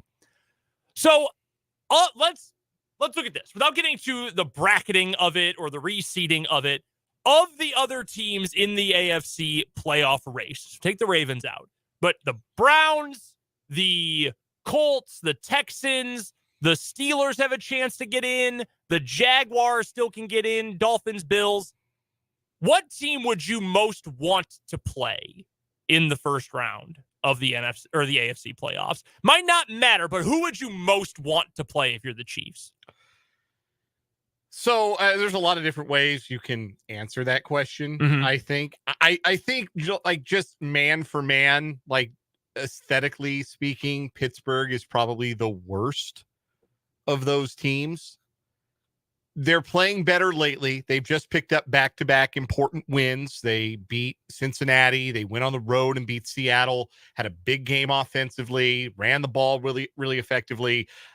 I think that's more about Seattle's porous run defense than about Pittsburgh finding some long hidden offensive juice. But they have picked up wins that have given them some momentum.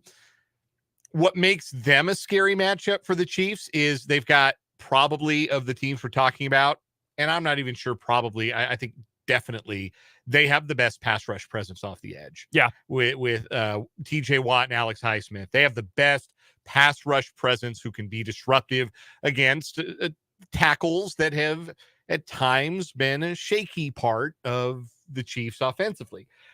That being said, that matchup would still be Patrick Mahomes against Mason Rudolph. Like when you break it down to brass tacks, yeah, like that's what that matchup is. And I know that 2 weeks ago, Patrick Mahomes lost to Aiden O'Connell. Like I understand that that's part of it, but you still like the Chiefs' chances. That's the worst quarterback they could play against. So that would be my lean. The other lean would be Indianapolis. And if the Chiefs were to play Indianapolis, that would be because Miami won, Jacksonville won over Tennessee, and Indianapolis beat Houston, which is kind of like a playoff play-in game if Jacksonville ends up beating Tennessee, which they should. They should. Sounds like they're going to have Trevor Lawrence back. Tennessee's 5-11 playing out the string. That should be a win for Jacksonville. So if it's a play-in game between Houston and Indianapolis, I think you'd rather play Indy. I would too. 2 reasons. Number one, I don't think their defense is particularly excellent, and it is a Gus Bradley defense, and Patrick Mahomes has typically had a lot of success against Gus Bradley defenses. Remember, he was the defensive coordinator for the Chargers there for a while. Mahomes has typically lit up the Gus Bradley scheme, that version of cover 3 that Gus Bradley likes to run. The thing about Houston is they're really young, and sometimes that can be scary. Sometimes you're a young team, you don't know what you don't know. Yep. You go and you let it all hang out a little bit. That can be kind of scary, especially with how well CJ Stroud has played at times this year. Again, significant quarterback advantage in both games for the Chiefs. It would be Mahomes versus Minshew or Mahomes versus a rookie CJ Stroud. But I would say Pittsburgh, then Indianapolis, then Houston, then either Miami, Buffalo, or objectively the 2 best teams that they could possibly play. And again, if Buffalo wins, it's Miami and nothing else matters. Yeah. Which makes it the most likely outcome of all here. I am of the opinion that the worst matchup for the Chiefs out of the potential first round meetings is Buffalo. And I think you can spin that the other way too. And you can say, all right, the Chiefs lost to Buffalo already this year. However, you get a rematch and a team that's PO'd after losing in the first meeting. Wouldn't you take Patrick Mahomes and Andy Reid in that case? And I think that's a totally fair argument. 100% fair argument. The Chiefs also had a chance to just end the Bills. They had a chance to end this era of the Bills or this sub-era of the Buffalo Bills. I don't know that Sean McDermott makes it out of this season if the Bills lose that game to the Chiefs, because they wouldn't have made the playoffs at that point.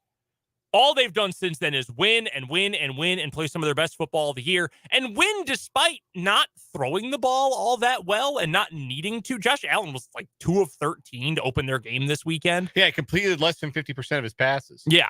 They got 2 defensive touchdowns, or they get defensive and a special teams? New England got the special teams touchdown. They got the kickoff return to open the game. I don't remember, but I'm going to look it up for you. I think it was 2 defensive touchdowns. Let's pull this up. Yeah, 4 straight wins, 5 of the last 6 for the Bills. And the only loss in there, they lost to the Eagles by 3 on the road the week before they played against the Chiefs. So the Bills have been playing really, really successful football. That's the phrasing I'm going to use for that, because it hasn't always been pretty football. So the Bills had, let's double check here, just 1 defensive touchdown. They had a pick 6. From Rasul Douglas. And then, their other scores were all offensive against the Patriots. But they intercepted Zappy multiple times, I believe. Yeah, they picked off Zappy 3 times. So they ended up with good field position multiple times. Yeah, it was not a game where the offense was great, I guess is what I'm getting at. It was not an exceptional performance by an offense that has frequently not been all that exceptional. I mean, look at the game they won against the Chiefs. They scored 21 points. Yeah. It wasn't like they crammed it down Kansas City's throats all game. Nobody has. 20. They didn't even get to 21. Yeah, that's right. Yeah, it was 20. So, they scored 2 touchdowns against the Chiefs. That's the matchup, though.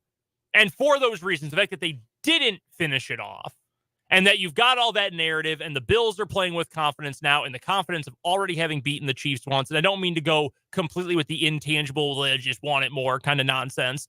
But I do think that it is a game that entirely could have been avoided by getting one more thing right several weeks ago. And that is why I would not like that matchup at all for the Chiefs. You give me any of these other potential matchups, though, you face Miami. Yeah. If I'm the Chiefs, my number 1 want this weekend is for Buffalo to beat Miami, because I want to play Miami in the first round. Get them out. You can beat Miami. Your defense can beat Miami again. I'm not worried about the Dolphins at all. I'm just not.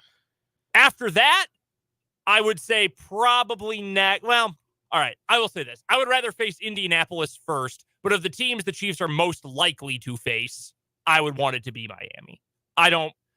I'm fascinated by that Houston-Indianapolis game. I don't know how that's going to end up unfolding. But I think your most likely outcome is it ends up being Chiefs-Dolphins, and I'm content with that matchup. I'm totally content with that matchup. Yeah, they beat them in a neutral field, and I think that any concern you might have about a top tier wide receiver against the Chiefs been mitigated by how L'Jarius Sneed has played. Tyreek Hill didn't have much of a game against the Chiefs in London, and wouldn't expect him to have. I'm sure he will talk a big game going into Arrowhead, which Always does. something that will certainly motivate him personally. But I wouldn't just assume that he was going to have a monster game, because the track record of number one wide receivers against the Chiefs this year suggests he won't. Like, they just haven't given up those big games to star wide receivers, and they played some of the best in the league, and those guys haven't gone off because of the presence of L'Jarius Sneed and the rest of that Chiefs secondary. So primarily Sneed, but everybody, everybody's got a job to do.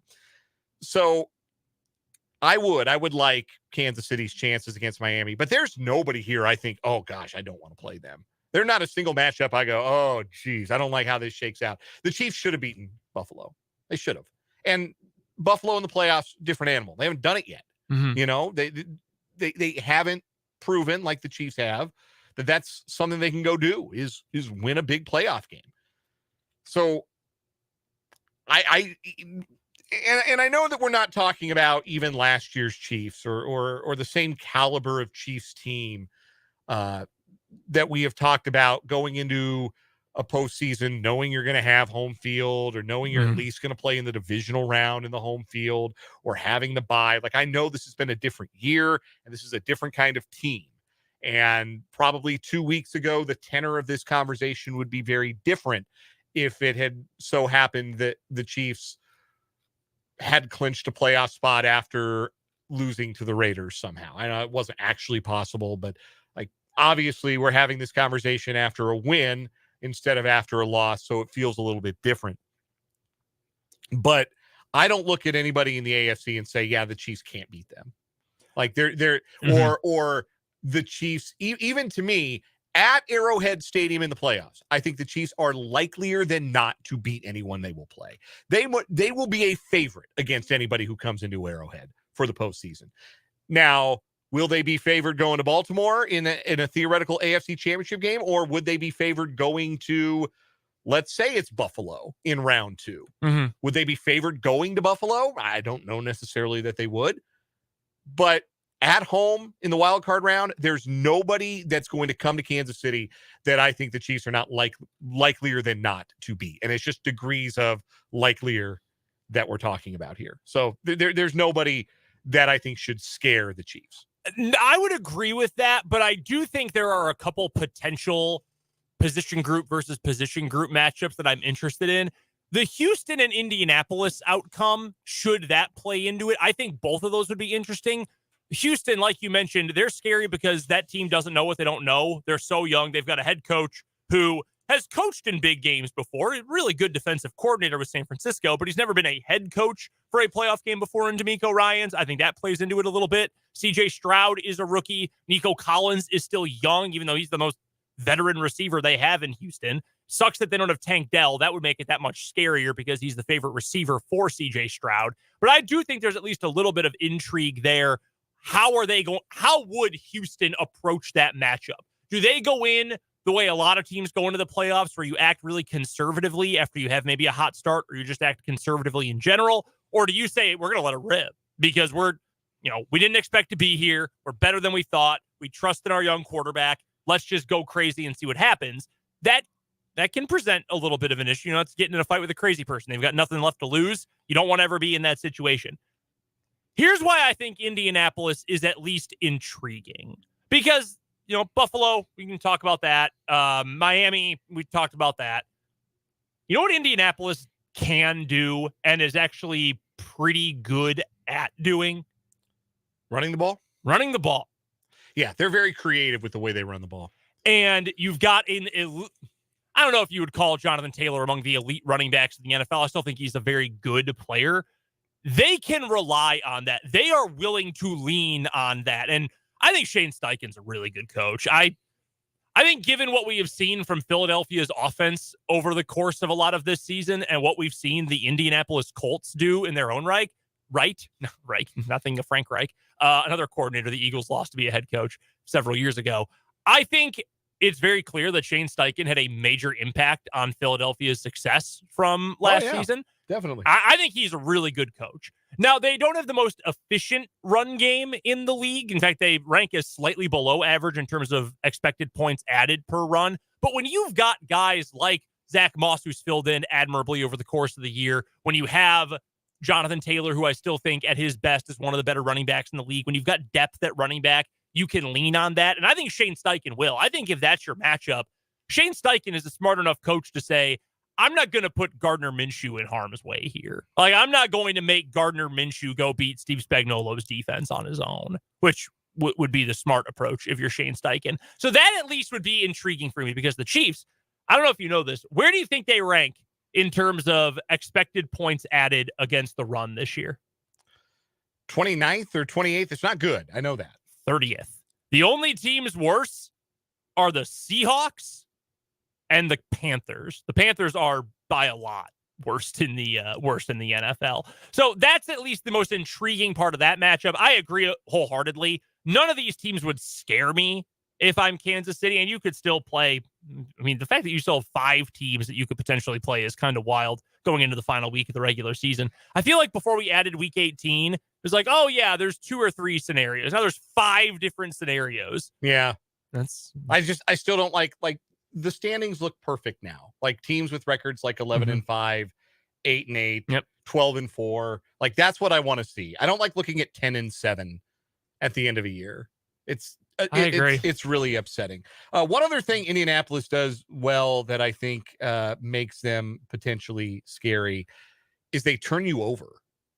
They haven't forced a turnover in the last 2 weeks, but they, prior to that, had forced 24 turnovers. They're 12th in the league in turnovers forced. And obviously, if the Chiefs offense has had an Achilles heel, because you get down to the granular stuff, it's not the laser show that it's been the last 5 years, but it's still most metrics a top 3 to 7 offense in the NFL on in terms of like yardage gain, success rate, all of those things. What hampers the Chiefs is turning the ball over, and the Colts will turn you over. The Texans do it not quite as much, literally not quite by 1. They've forced 23 turnovers, but they have been on a 9-game stretch of forcing at least 1 turnover. In that span, in the last 6 games, they've only turned it over 3 times themselves. And that includes some games with Case Keenum at quarterback. So they're doing a really good job taking care of the ball, winning the turnover battle, which that makes them a scary matchup against the Chiefs. The thing that Houston doesn't do, though, really well is they don't run the ball really well. Like Devin Singletary's taken over from Dameon Pierce, but that's still a team averaging less than 4 yards per rush. That's not a team that's going to come in and I think really stress test the Chiefs rush defense. And I trust the Chiefs pass defense. I agree. They just got to get it to 3rd and 8, 3rd and 7. You can't let teams live in 3rd and 4, 3rd and 3 on you. I'm talking myself into Indianapolis being a sneaky tough matchup. PFF has them as the number 4 offensive line in the NFL entering week 18. They've been very healthy as of late. They've been able to keep most of their guys out there. Said they were number 3 in pass block efficiency this past week. That's PFF doing their thing, not me grinding the tape there. But I've decided I've talked myself into that being a sneaky tough matchup, even though I think the Chiefs would win regardless. Let's get to a break, and when we come back, we'll find today's winner and what is wrong with you. Plus, Tim Fitzgerald will join us later on this hour. Coming up on 580 Sports Talk.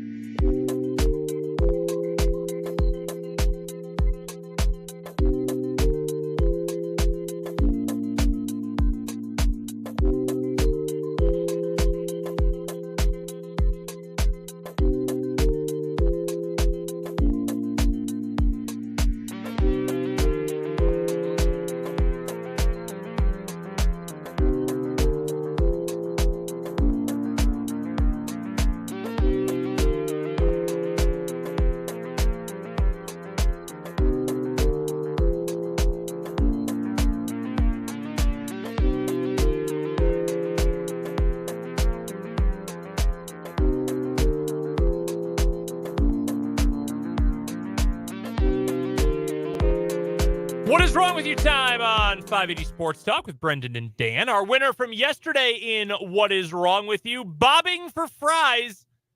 A woman had some beef at her McDonald's job, so she called in her husband, 57-year-old church pastor Dwayne Waden. No, that's his real name, Dwayne Waden. I wonder how many times he's trailed off saying his last name. You don't mess with me. I'm Dwayne Waden. Excuse me, what was that, sir? Dwayne Wade? You heard me. I'm Dwayne Waden.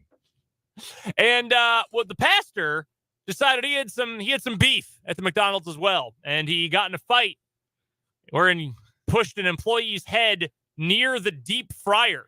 Tried to make him bob for fries. Trying to dip him in the hot oil.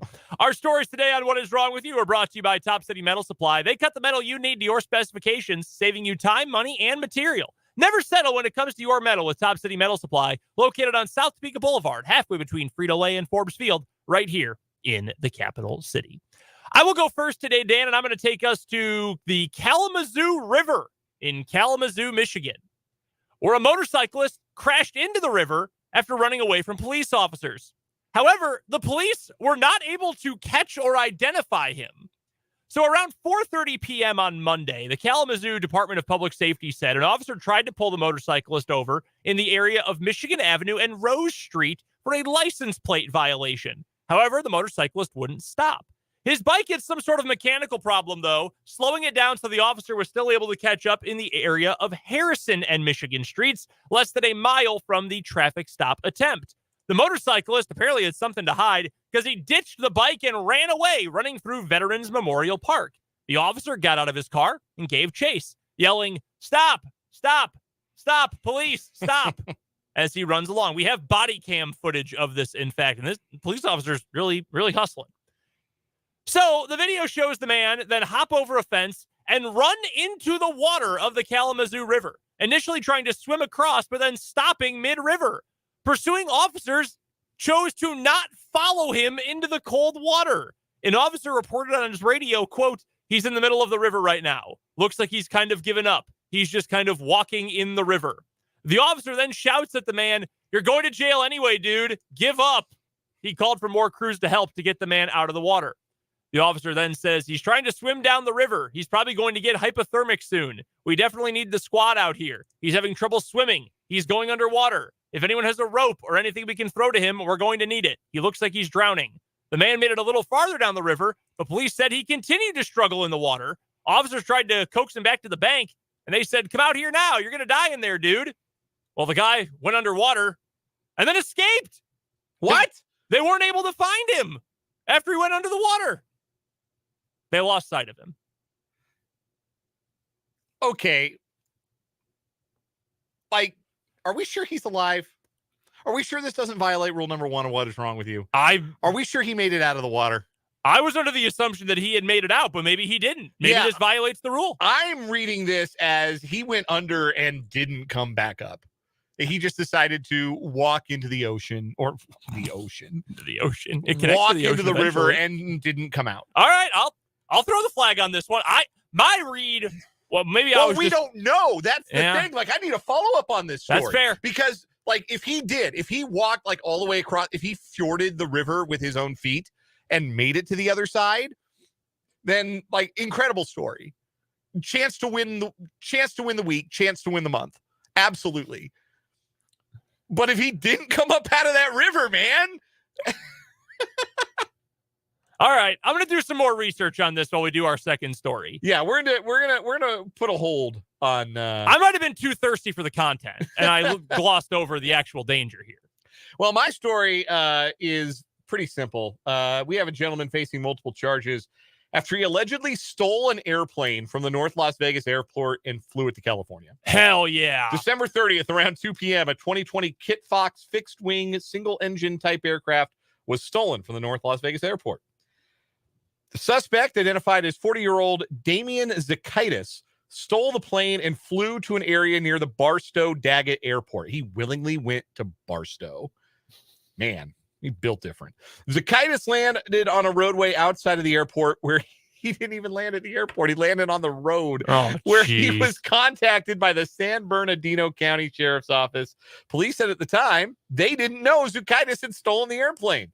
At some point during the interaction with the sheriffs, Zukaitis fled into a desert area. The sheriff's office eventually caught and arrested him. Zukaitis was booked into the Bernardino County Sheriff's Office Barstow Station on charges of possession of a stolen airplane and transporting stolen property across state lines. All right, so here's the thing about stealing either an airplane or a boat. There's only so many places you can go. Right. There are, like, at least in a car, you can get out quickly and hide. You can switch vehicles easily. There are more things you can do in a stolen car to try to evade police, SWAT teams, etc. If you're in an airplane, eventually they're just going to see you. You have to come down, essentially. You need fuel.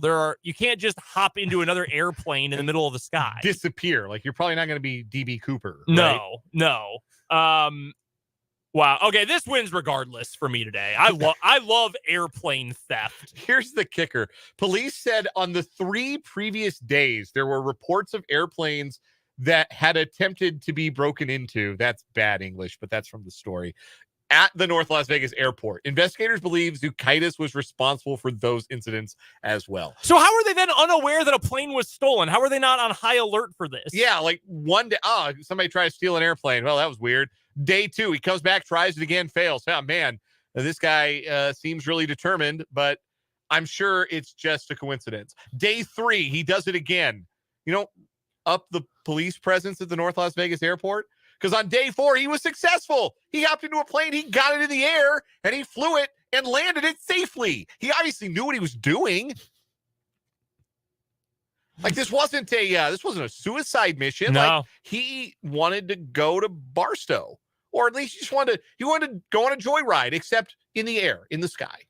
But again, you can't escape that. Like, you have to come down at some point. Yeah, I don't know what the end game is. Because, yeah, like there's radar and stuff. Like, you're really easy to track if you're an airplane in the air. And, you're not corresponding with air traffic controllers. Yeah, man, they got your coordinates down. You are not going to, like, land that plane in the woods and, like, run away. It's not going to happen.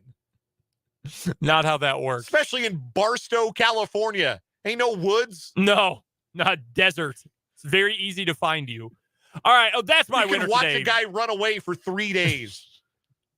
That's my winner today, regardless. I love a good plane theft. Yeah. Does that beat bobbing for fries? Bobbing for fries is a really funny name. I'm going to say that one sticks. I do like the plane theft story, but a 57-year-old pastor tried to put a man into the deep fryer. I don't remember any stories from the Bible of trying to stick another man's head in the deep fryer. Thou shalt not disrespect Dwayne Waden's wife. I know that much. Well, yeah, that's certainly true. All right, let's stick with it. Bobbing for fries. That is, again, our champion in What Is Wrong With You. Brought to you by Top City Metal Supply. Metal cut to order when you need it. That's Top City Metal Supply on South Topeka Boulevard, halfway between Frito-Lay and Forbes Field. The Wildcat Wrap-up with Tim Fitzgerald is coming up after this break here on 580 Sports Talk.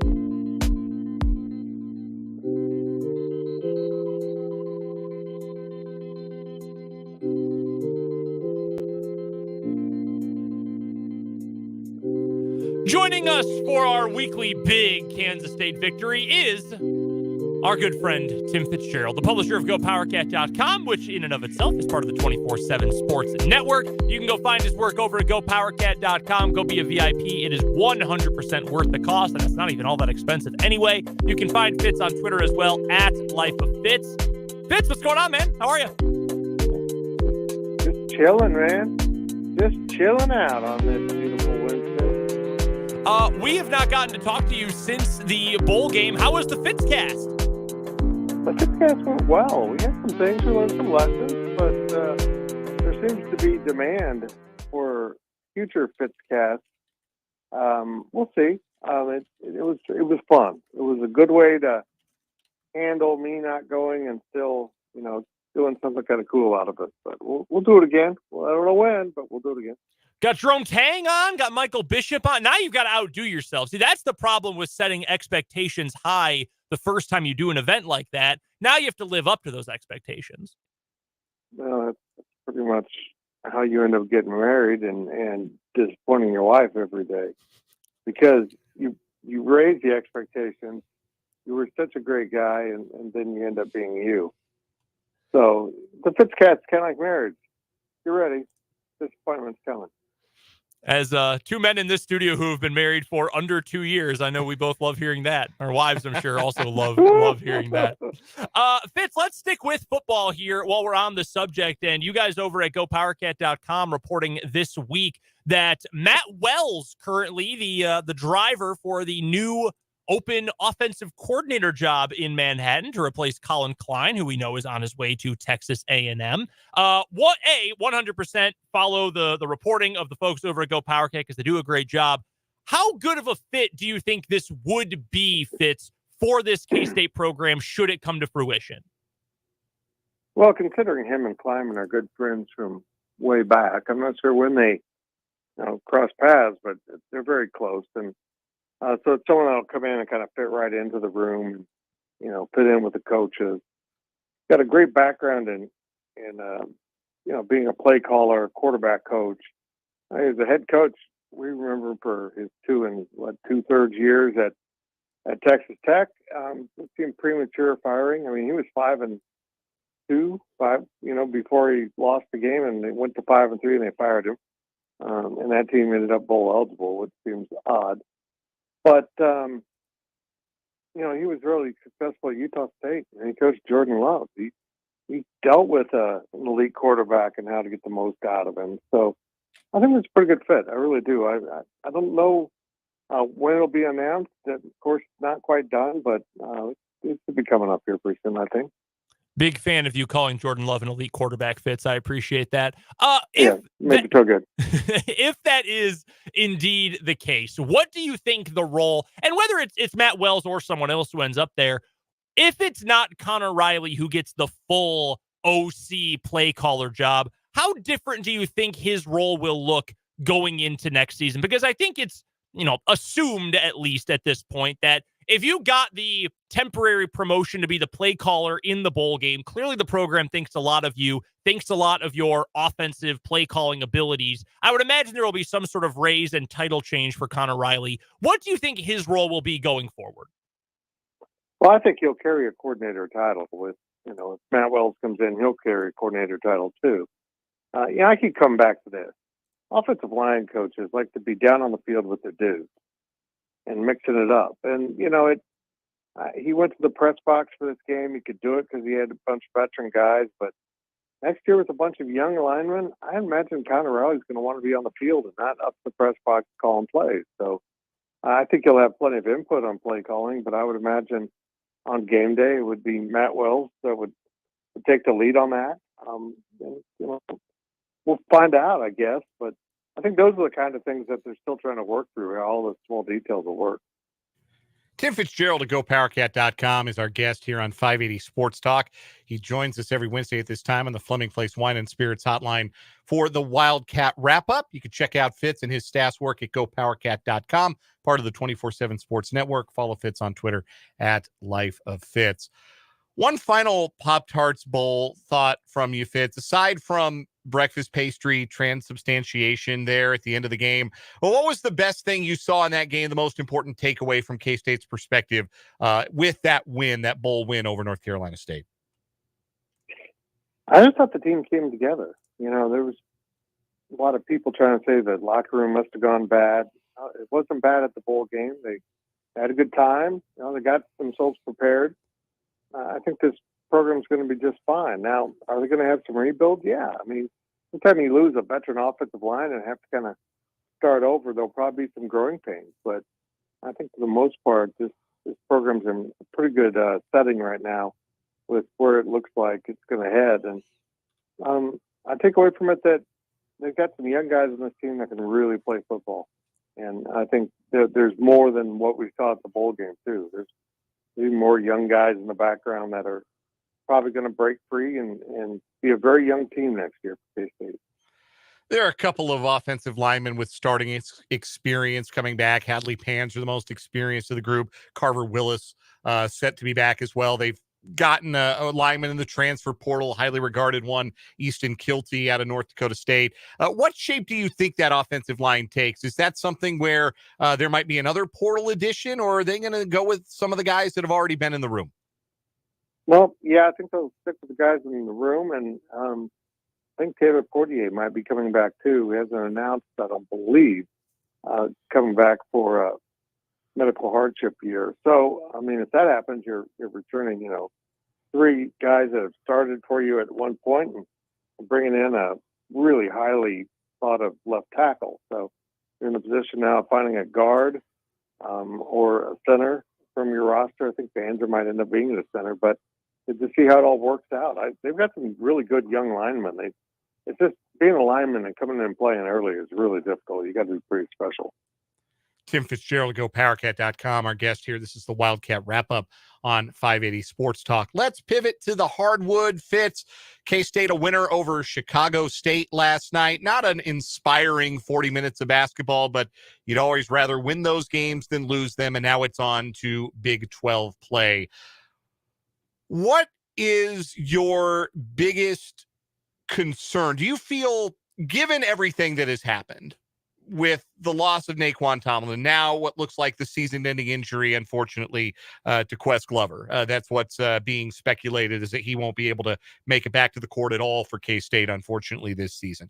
Given all of that, let me ask the question, let me frame it a different way.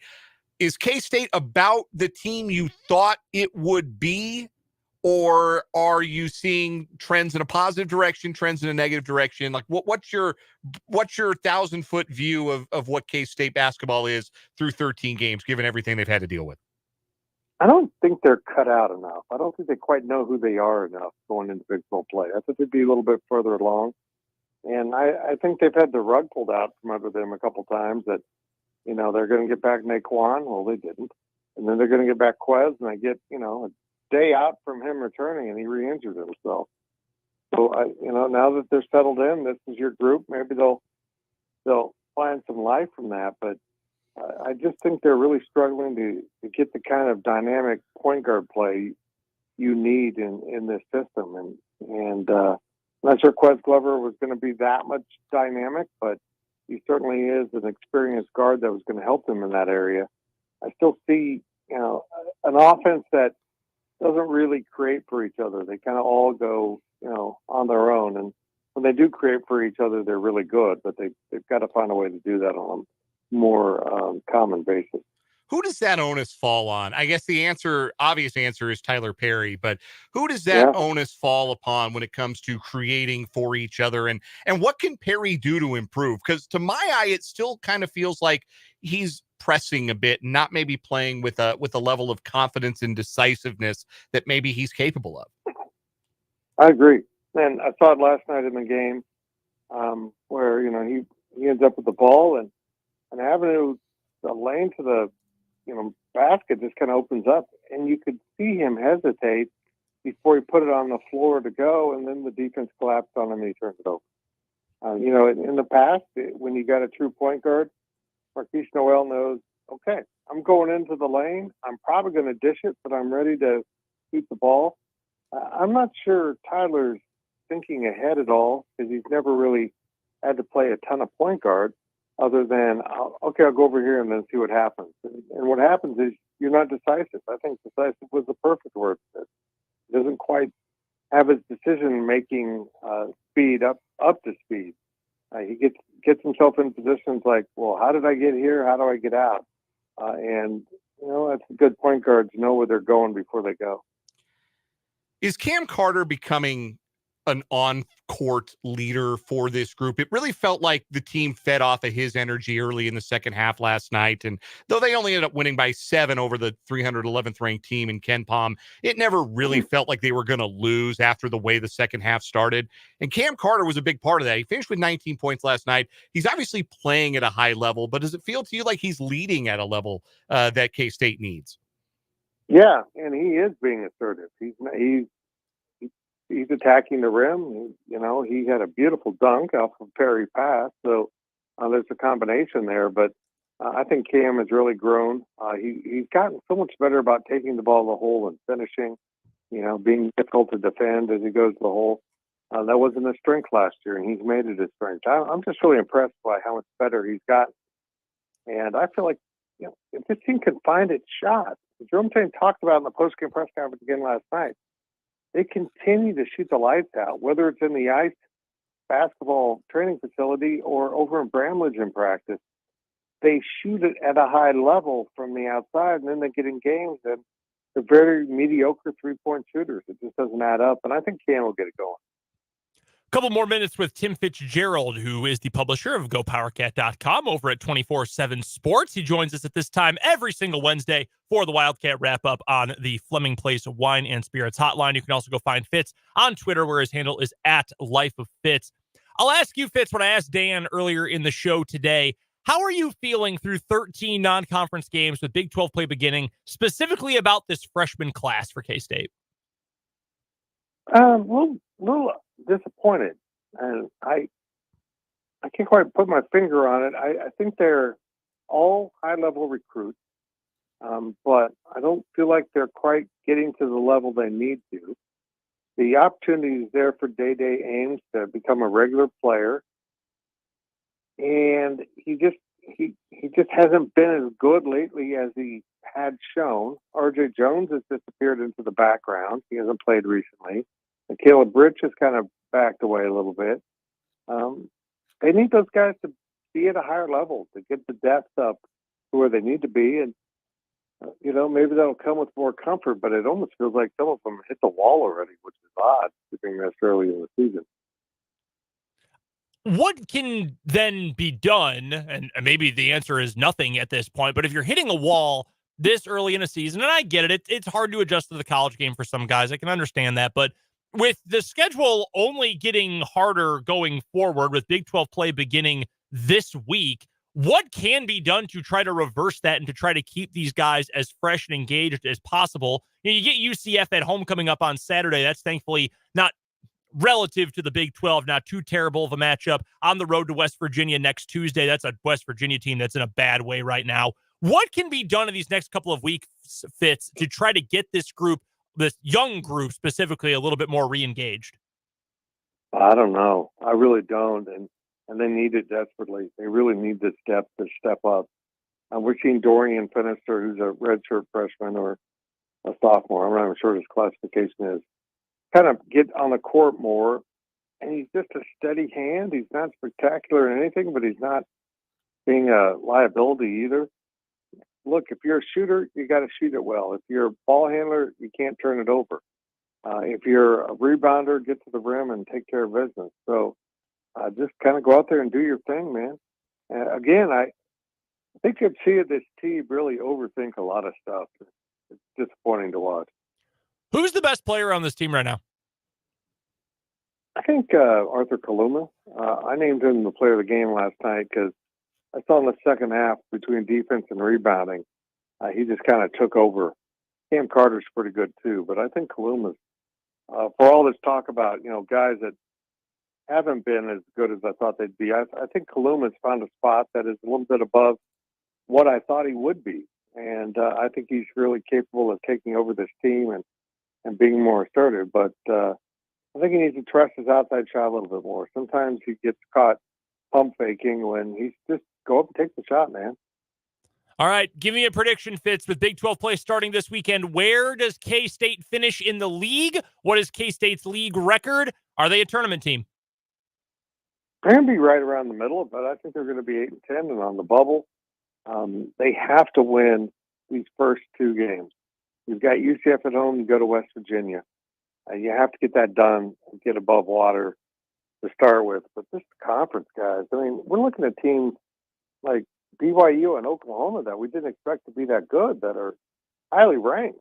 So there's trouble ahead. This conference is really good this year in unexpected ways. So Kansas State's going to have their hands full. And as Drew Tigg said on his post-game radio show last night, if you go 9-9 in this conference after winning 10 non-conference games, you're going to be in. And it's really where they're at now. Now, if you get to 9-9, you're going to be in. But I think we even see the coaches now readjusting their goals for this season based on what the roster actually looks like. Certainly helps that a couple of those losses earlier in the season were to teams that are pretty decent too. Like you lose to Miami, you can certainly live with that over the course of time. Tim Fitzgerald is the publisher of GoPowerCat.com. That's where you can find all of his and his staff's fantastic work covering the Kansas State Wildcats. You can also find him over on Twitter, where his handle is @LifeOfFitz. He joins us every Wednesday at this time. We appreciate it, Fitz. Happy New Year to you, and we'll talk to you soon. Thank you, boys. Great to hear from you. That is Tim Fitzgerald of GoPowerCat.com. I saw this on Twitter earlier today. Per Larry David's rules, this is the last day you can say Happy New Year to someone. After this, it's too late, too far beyond the new year. Yeah, you're into Thursday. Yeah, I would say that's probably accurate. Coming up in the final hour of 580 Sports Talk, Dan will lead things off with today's sports headlines. We'll also hear from Chief Safety Mike Edwards. I'm on my way to Skinny Sports Bar and Grill for the Washburn Basketball Coaches Show. That fires up at 6 o'clock over on Country 106.9. Coming up after the news, one more hour of 580 Sports Talk.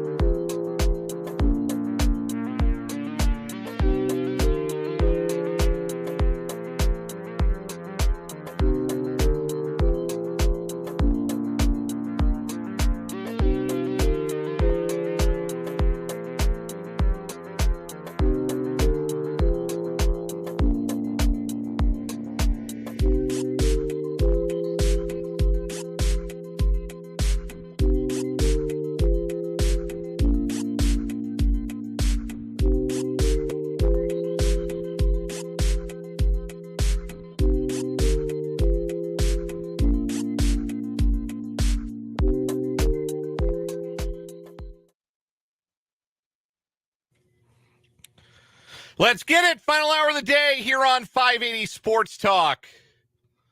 Hi, hello, and how are you? Hope you enjoyed or have enjoyed this Wednesday so far.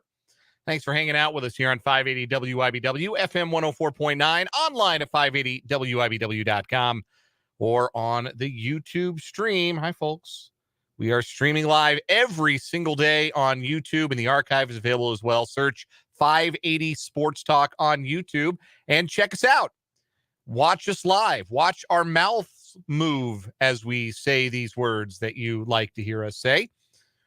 And if you ever miss a show, again, the video is archived at our YouTube page. Subscribe today. If you subscribe to our YouTube page with your YouTube account, which is generally your Google account, the videos we put together, not just our shows, but our live reactions from events that we cover and live Chiefs reactions post-game, those go up there too, and they go right to your front page at youtube.com. So subscribe today, 580 Sports Talk on YouTube.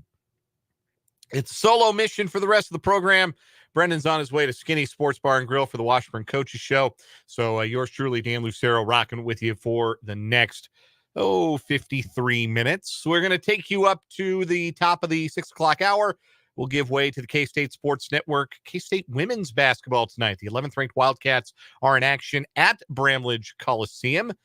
Their second Big 12 game of the year, and their second against a newcomer to the league. After they beat Cincinnati in their conference opener, they welcome Houston to the Octagon tonight. Pre-game at 6, tip-off at 6:30 here on 580 WIBW. Coming up this hour, we're going to hear from Mike Edwards, veteran safety for the Chiefs, who has played a valuable role this season, an even more valuable role after Brian Cook's injury a couple of weeks back. And he spoke to the media earlier today. It was a motley crew of speakers. You didn't have the typical Monday press conference from Andy Reid because Monday was New Year's Day. So Reid spoke. We aired that in the 2 o'clock hour. If you missed it, it's on our YouTube stream in the first hour of the show. It's also available on our podcast page, 580WIBW.com.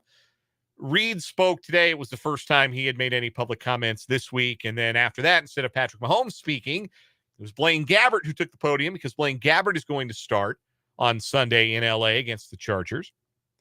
And Mike Edwards spoke as well, spoke for about 6.5 minutes. We're going to play those remarks a little bit later on this hour. I got some final thoughts on K-State basketball as they head into Big 12 play that we'll get to. Maybe we'll do a little Ask Dan as the show winds down. Your questions on the YouTube stream, check it out, youtube.com, 580 Sports Talk, or you can text the program. Our text line is open, 785-272-9429, and maybe I'll get to what you want me to get to, whatever that might be. Take your questions in the YouTube comments and on the text line, 785-272-9429. But we will start the 5 o'clock hour as we start every 5 o'clock hour, and that is with the 580 Sports Talk headlines. We will begin with the headline of the day from One Arrowhead Drive. Patrick Mahomes will take a seat on Sunday with the AFC West already decided and with the Chiefs unable in any form or fashion to impact their playoff seeding or their playoff opponent.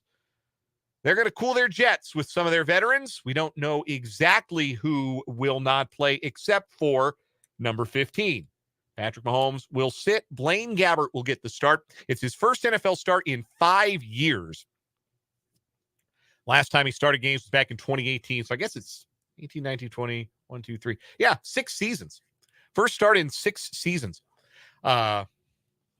As he started 3 games for the Titans back in 2018. That was the last time Gabbert started a game in the NFL. He's only appeared in 1 game this season for the Chiefs. He completed 3 passes for 3 of his 5 passes to the Chiefs. I think the other 2 were also complete, but to the wrong team. We came in mop-up duty in that blowout against the Bears early on this year. So Gabbert will go. Patrick Mahomes will not. Mahomes is listed on the injury report, the participation report this week. He was a full participant in practice today, but he is listed as dealing with an ankle injury. 4 Chiefs did not practice today. Isaiah Pacheco got the day off with a quad and shoulder injuries. Obviously, the shoulder lingering from the surgery a couple of weeks ago. The quad is a new issue, but not one that Andy Reid sounded all that concerned about. Same with Chris Jones's groin. That held Jones out of practice today. Rashee Rice listed as a DNP with a hamstring. L'Jarius Sneed did not practice due to a calf injury. I think that's just the Chiefs setting the table to be able to deactivate those 4 extremely important players. I know Chris Jones has an incentive in his contract that'll pay him more money if he gets double-digit sacks. He's half a sack away. There are times teams aren't going to nickel and dime guys over half a sack here or 40 yards there. I bet they pay out that bonus for Chris Jones, if I had to guess. If I had to guess, they would happily just pay out that money in exchange for Jones cooling his jets and not playing in Week 18. Limited in practice today, Kadarius Toney with hip and ankle injuries, and Travis Kelce listed as limited with a neck injury. I think they want to keep their options open for Travis. I don't know what his contract incentives are for getting to 1,000 yards, but Travis Kelce gets to 1,000 yards. As a matter of course, it's what he does, and it would be history-making if he could do it again. So the Chiefs want to leave open the possibility, and Blaine Gabbert said in his remarks earlier today, they know exactly how many yards Kelce needs to go over 1,000. It's 16. 16 gets him right at 1,000. So they know that if he plays, they're going to try and get him 16 yards. Full participants, in addition to Mahomes, included tight end Blake Bell, tight end Noah Gray, linebacker Nick Bolton, cornerback Trent McDuffie, wide receiver Justin Ross listed as ill. Quick aside, have you noticed how many people around have been sick lately? And not just around you, probably. I know there's been some sort of bug being passed around, my family and my family unit right now, but also just in general, last week, there were 4 different teams that had guys that were game time decisions because they didn't practice all week because they were sick. Nasty out there. Protect yourselves.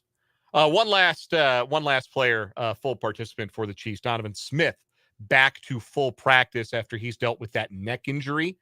I don't suppose that it would make sense to play Donovan Smith unless he just wants to get in some game reps, knock some rust off after he's missed a few weeks due to that stinger. But they don't need to play Smith full time, I don't think, on Sunday. For the Chargers, if you are a prominent Charger, you didn't practice. That's just the simplest way I can put it. Keenan Allen, DNP with a heel. Joey Bosa, whose window is technically open to return from IR with his foot injury. He is listed as a DNP.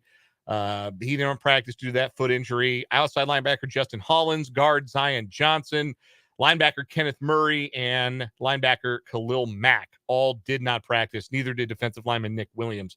Mack listed as not injury related. It was rest. So likely that Mack will play on Sunday, but not likely that Allen or Bosa will make it. And of course, you already know that Justin Herbert is out for the season. Defensive back Dean Leonard was limited with a heel. Josh Palmer limited with a concussion. Tackle Trey Pipkins limited with a wrist injury. Tight end Stone Smart limited with a shoulder injury. Full participants included linebackers Diane Henley and Tanner Muse. So that is your injury report for Wednesday for a meaningless Chiefs game, an entirely meaningless Chiefs game. There have not been many of those. And not just meaningless for the Chiefs, but also meaningless for their opponent as well. Nothing the Chargers can do but play out the string and wait till next year, which they ought to be accustomed to. Surely they'll be crowned somebody's AFC West favorites next year, because that always happens. They are perpetually next year's champions, the Los Angeles Chargers. But it is a meaningless game for them. It is a meaningless game for the Chiefs, and they will not chance the health of Patrick Mahomes.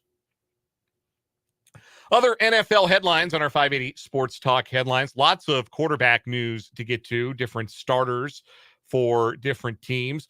Cleveland and Baltimore are already locked into their playoff seeds in the AFC. They are the 3 teams in the AFC, the Chiefs, the Ravens, and the Browns, who know exactly what their playoff seed is. And all of them announced today that they are sitting their starter at quarterback for Week 18. For Baltimore, that means Tyler Huntley gets the nod over Lamar Jackson. And for Cleveland, Jeff Driscoll becomes their 5th different starting quarterback of the season, as he will stand in for Joe Flacco. If you did not know that Jeff Driscoll was on the Browns, trust me, you're not alone. He has not taken a snap for them this year. Last played for Houston last season when he played in 7 games, starting 2 of them. In Driscoll's career, he has started 11 games, 5 of them with the Bengals, 3 of them with the Lions, 1 of them with the Broncos, 2 of them with the Texans. He is 1-9 in those starts. He'll get the nod for the Browns. For the record, the Ravens are playing the Steelers, who do have something to play for. That game is in Baltimore, and Cleveland is playing at Cincinnati. And Cincinnati, of course, has nothing to play for because they were eliminated from the playoffs by the Chiefs with their loss on Sunday. Other notes, Minnesota is in a must-win spot. They need a win and some help to get into the playoffs. At 7-9, they would need Green Bay and Seattle to lose. And I think New Orleans as well would have to lose, or Tampa, one of those two would have to lose out, whoever didn't end up winning the NFC South. So Minnesota's still alive, but they need some help, and they will turn back to Nick Mullins as their starter, as Mullins replaces Jaron Hall, who was pretty lousy on Sunday Night Football. There's no other way to put it, against the Green Bay Packers. Vikings are at the Lions, who are playing for seeding on Sunday afternoon, that game in Detroit. 2 other quarterback notes. One doesn't really matter. The other really does. For the Jets, Trevor Siemian will start over Zach Wilson. Wilson will not play in Week 18. His season done. His Jets career may also be. And for Buffalo, there was a little bit of concern about Josh Allen's availability for Sunday night against the Dolphins, but Allen said today that he is good to go. He's recovering from a stinger, but he says he'll be good to go on Sunday night in a winner-take-all game in the AFC East. Continuing our 580 Sports Talk headlines, usually we bring up a headline and we have something to say about it, or even if it's just a solo mission like this today, we got something to say about it. Nothing really to add to this headline, except this is a scary deal, and we are thankful that everyone is okay. But Tyreek Hill's home caught fire earlier today in Southwest Ranches, Florida. Hill and his family are safe after firefighters responded this afternoon. The cause of the fire is still unclear, but nobody living in the house, which is located about 30 miles northwest of Miami, was harmed. Hill left practice early to attend to the matter. There was pretty dramatic video footage of smoke billowing out of the top level of the house. But thankfully, everybody who lived in the house was either not present or was able to get out of the house, and no damage was done to any human life. And that's the most important thing of all. You can replace possessions, particularly when you make the kind of money Tyreek Hill does. But thankfully, everybody is okay after that scary incident today in Southwest Ranches, Florida. Let's keep it moving and get to some college football headlines today on our 580 Sports Talk headlines. We'll start with this. It has been reported, Pete Thamel had it, some other sources as well, that Will Howard, the former Kansas State quarterback, will be taking an official visit to Ohio State. And we have heard rumors throughout the process linking Howard to a variety of different locations out of the transfer portal. First, it was Notre Dame, but Notre Dame's interest cooled once they attracted Riley Leonard from Duke out of the portal.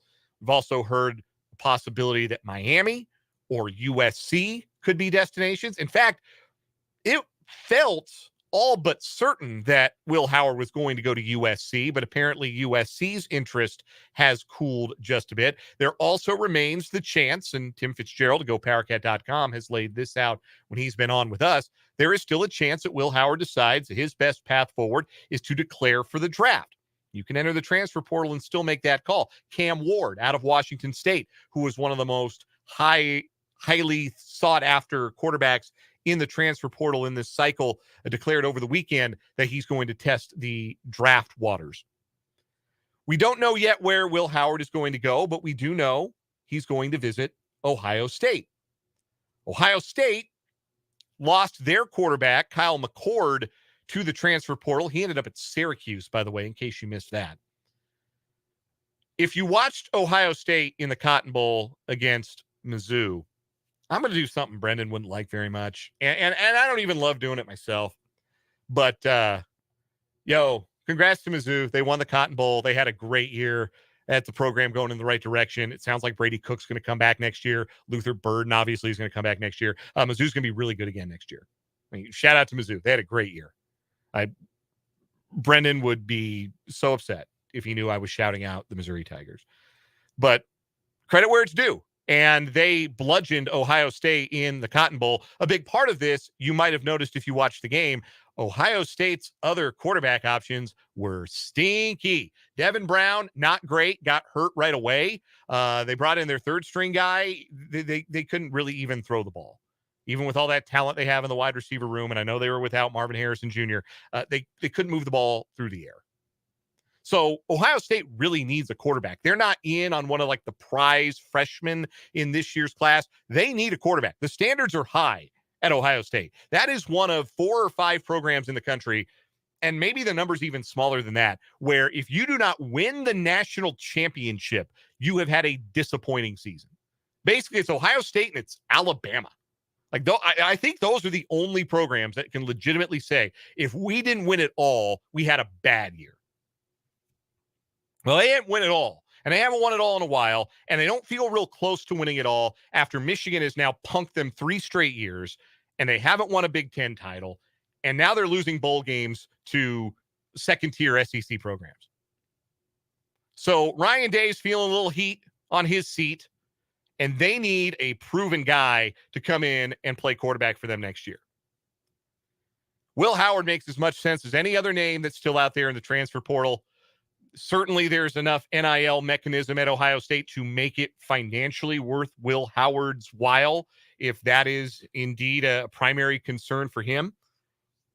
It would be fascinating to see Will Howard with high-level receiver talent. And I know that wide receiver room is going to look a lot different for Ohio State next year because Marvin Harrison Jr. is not going to be there, and Emeka Egbuka is not going to be there, and Julian Fleming isn't going to be there. He announced today he's transferring to his home state school. He's going to Penn State.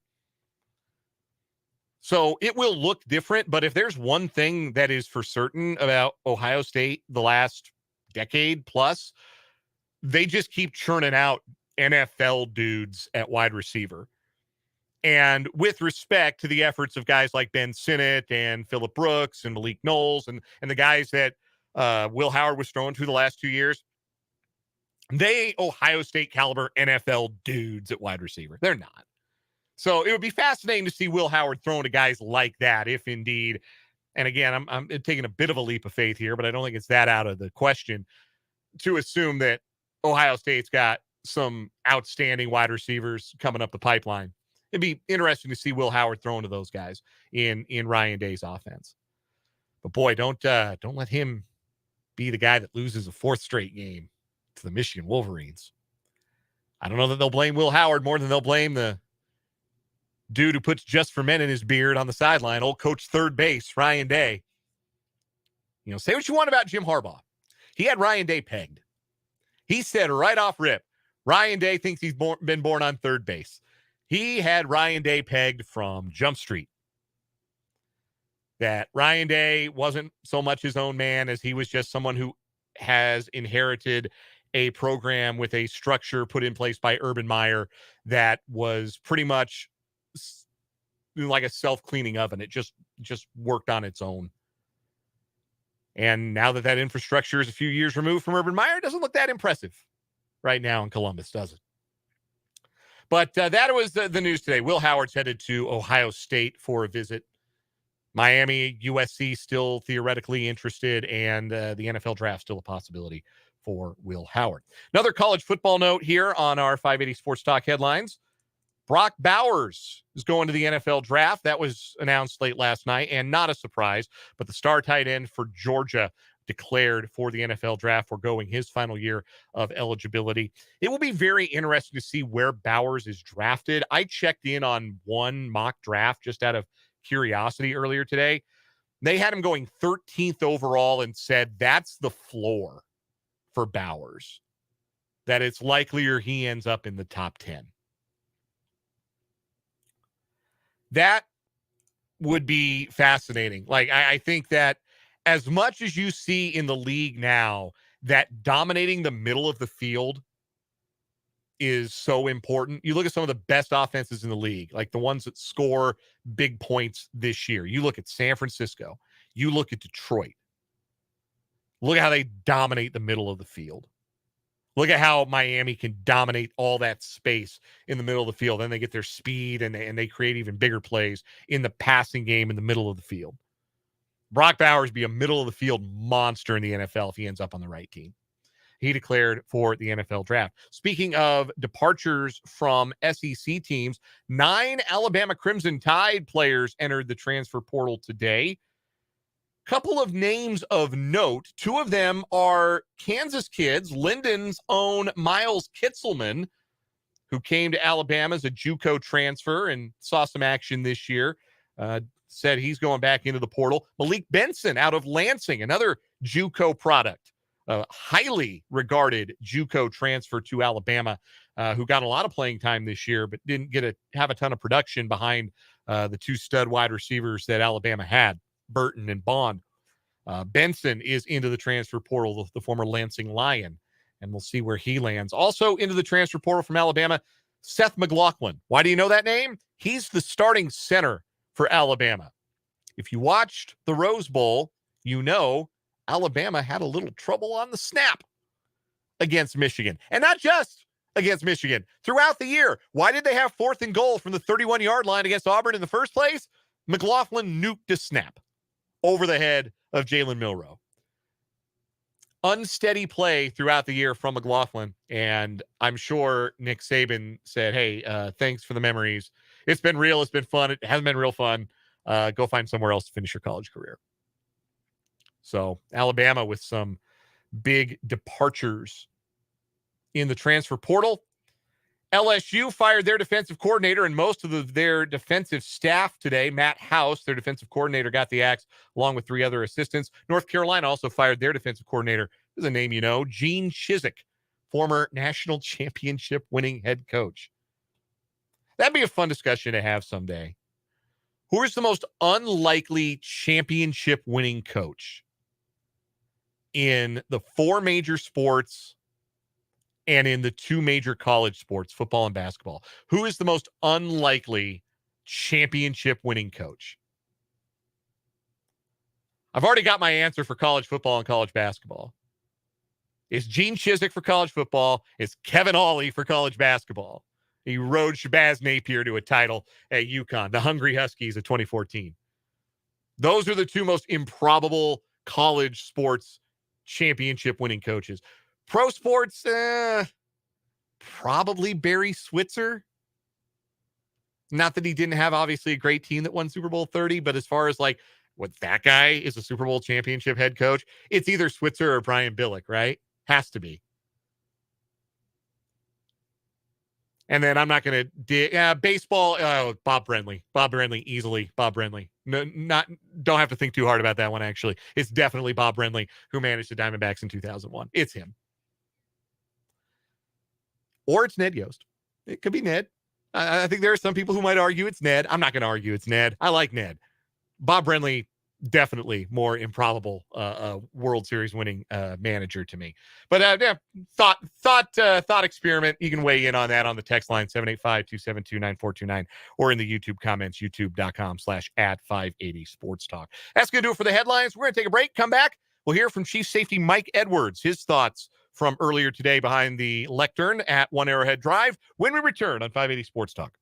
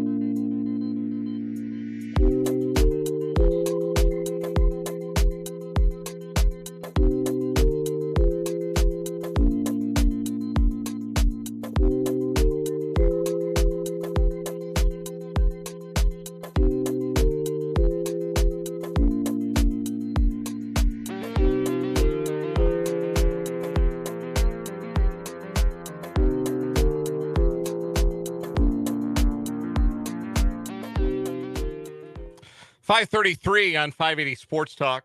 Dan Lucero with you, rest of the way. Got a couple of good questions.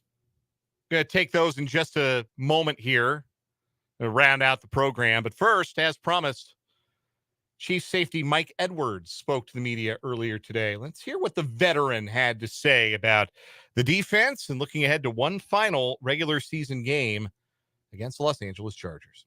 Mike, what's going to be like just a final week of the season? Starters, a lot of starters will be playing. Mm-hmm. Have you been in this type of game before? And what's it like? Yeah, last year was kind of like that for me in Tampa. We kind of clinched the division, and we played, I think it might have been Atlanta maybe, for our last game. And I kind of was a little banged up, so I didn't play that game. But kind of like the same thing here. But we see what the coaches say. It's on the coaches. So just kind of prepare how we play, how we prepare any other day, any other week. So prepare to win, come out there and win, and play football. Have you been informed either way whether or not you'll be playing? No, I mean, like I say, it's coach's decision. Probably got to ask the coach. So if I'll play, if you want me to play, and it's whatever. What has it been like these past couple weeks to kind of see Brian go down and then have to lean on you a little bit more? Yeah, I mean, it's tough. He's a good football player. Anytime one of our players goes down, it's big. But, they trust in me. I trust in our team. I trust in our defense and our scheme. And feel like that's what brought me here for, to fill in roles like that. And don't miss a beat, don't miss a step. Like I said, a guy like that going down is big, but just step in and play my role and try to make as many plays as possible. When someone is injured, we don't really see them. How's Brian doing? How's he attacking stuff behind the scenes? He's doing great. He's doing real good. He got to go back home to Cincinnati to see his family and everything, so that's good. I've been talking to him all the time. He got to be in our locker room for the game, which was big. Talked to us, gave us a pregame speech for the game, so it's good having him. You say us, who do you mean, the defensive backs? Yeah, defensive backs, yeah. Okay. DBs. Any kind of, what was his message? Just go out there and play strong, don't worry about any outside noise. I had that leading up to the game. But I'm just saying, we all got to lean on each other on the back end because, they go test our DBs with the, the receivers they have and, the explosive players they have. So just tell them to get our mindset right, and which we did. So came out there with the right mindset. What was just the emotions of the game? I mean, obviously, Chase said, it looked like obviously Chase and Legarius were pretty emotional about the game. What were just the emotions of those matchups? I mean, it's an emotional game. And then anytime you have like a guy like that, chipping before the game. I mean, we handled it the right way. We let him talk before the game, and we handled it on the field. I barked a little bit during the game, which is, I'm from Cincinnati, so I got to give him a little bit. But we handled it the right. I felt like we handled it the right way. They got me on the personal foul, which is whatever. But we came up with the win, and we did a pretty good job. You mentioned the emotions; those have kind of spilled over a couple times here late on the sideline for you guys as well. I mean, it's not because you're not playing well, right? And that's when you guys are putting up great numbers. What's the emotions like, and what's maybe kind of been behind, some of the guys barking at each other? It's football. Offense don't carry their load. We gotta worry about our side of football. I've been watching the Chiefs for many years, and you've seen the explosive offense, scoring points after points. It's not gonna be like that every game. It's not gonna be like that every season. So we got to know that we got to focus on our side of football because we can't control what they could do, and they can't control what we can do. So we got to lean on each other, offense, defense, special teams, and just play our side of football and just help each other any way as possible. And we know they get the job done. They know we come to work each and every Sunday. So that's all we got to do. Well, and like I brought up the point, statistically, you guys are one of the best defenses in football. But to see you guys still be that emotional to where you're going at, is that the emotion a big part of what's made you guys successful? For sure. Emotion is definitely a big part.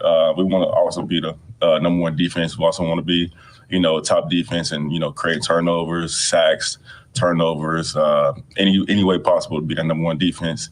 And just get the ball back to our offense in many points as possible.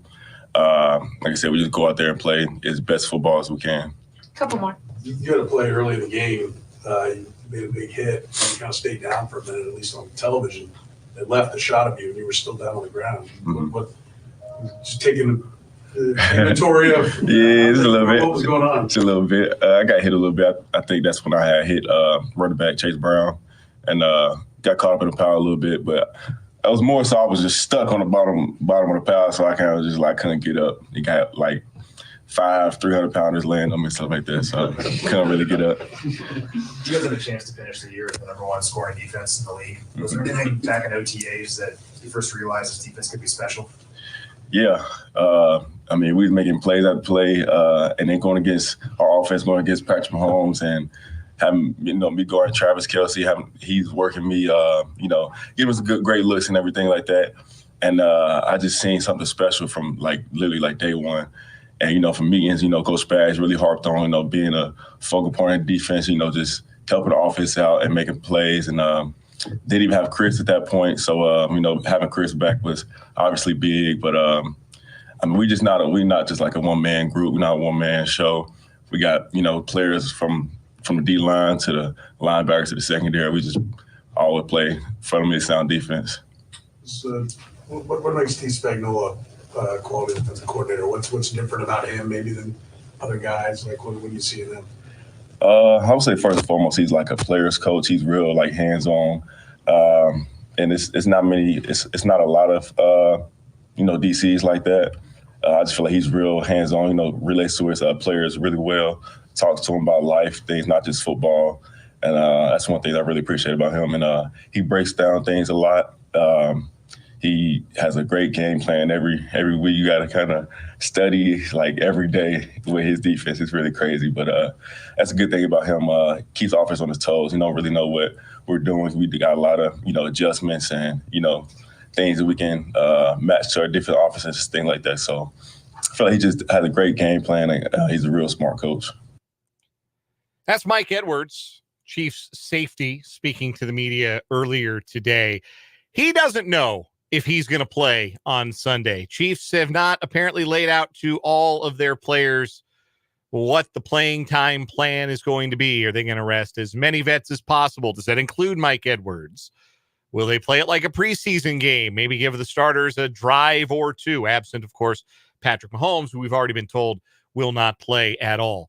More and more of that, I'm sure, will be revealed as the week goes on. But the participation report, which we went through in headlines, kind of gives you a hint. There are guys who are not practicing at all. Chris Jones, Isaiah Pacheco, L'Jarius Sneed. I would expect that those guys not practicing Wednesday is an indicator of the Chiefs preferring not to use them this coming Sunday when they go to SoFi Stadium. One of my good friends, Andrew Hammond, who works for AL.com down in Birmingham, he referred to SoFi Stadium today on Twitter as In-N-Out Jerry World.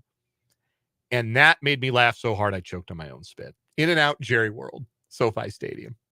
Very, very funny to me. Which I guess would make Jerry World Whataburger SoFi Stadium. I guess if the comparison, does the comparison go both ways? I'll ponder that during the break. In the meantime, we are going to take a break. When we come back, got some good questions. We're going to talk a little K-State basketball. I'm going to answer a Royals question. I'm going to answer a DePaul Tigers question because it's just me. Why not? We got that coming up next here on 580 Sports Talk.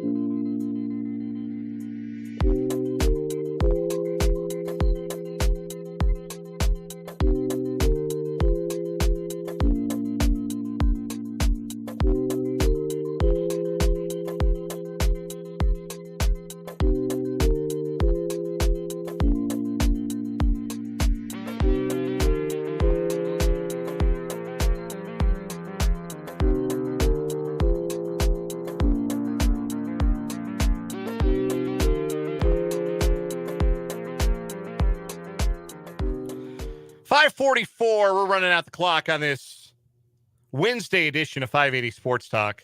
I'm terrified. I might have said Thursday earlier. It's Wednesday.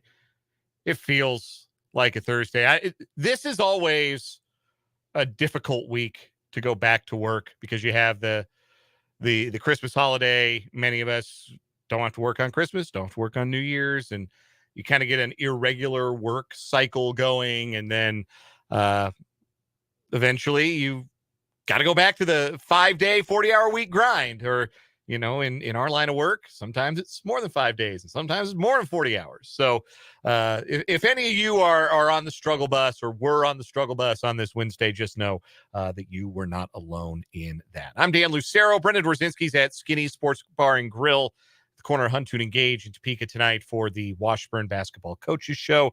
That starts in 15 minutes over on our sister station, Classic Country 106.9. Let's take some questions, shall we? We got some good ones.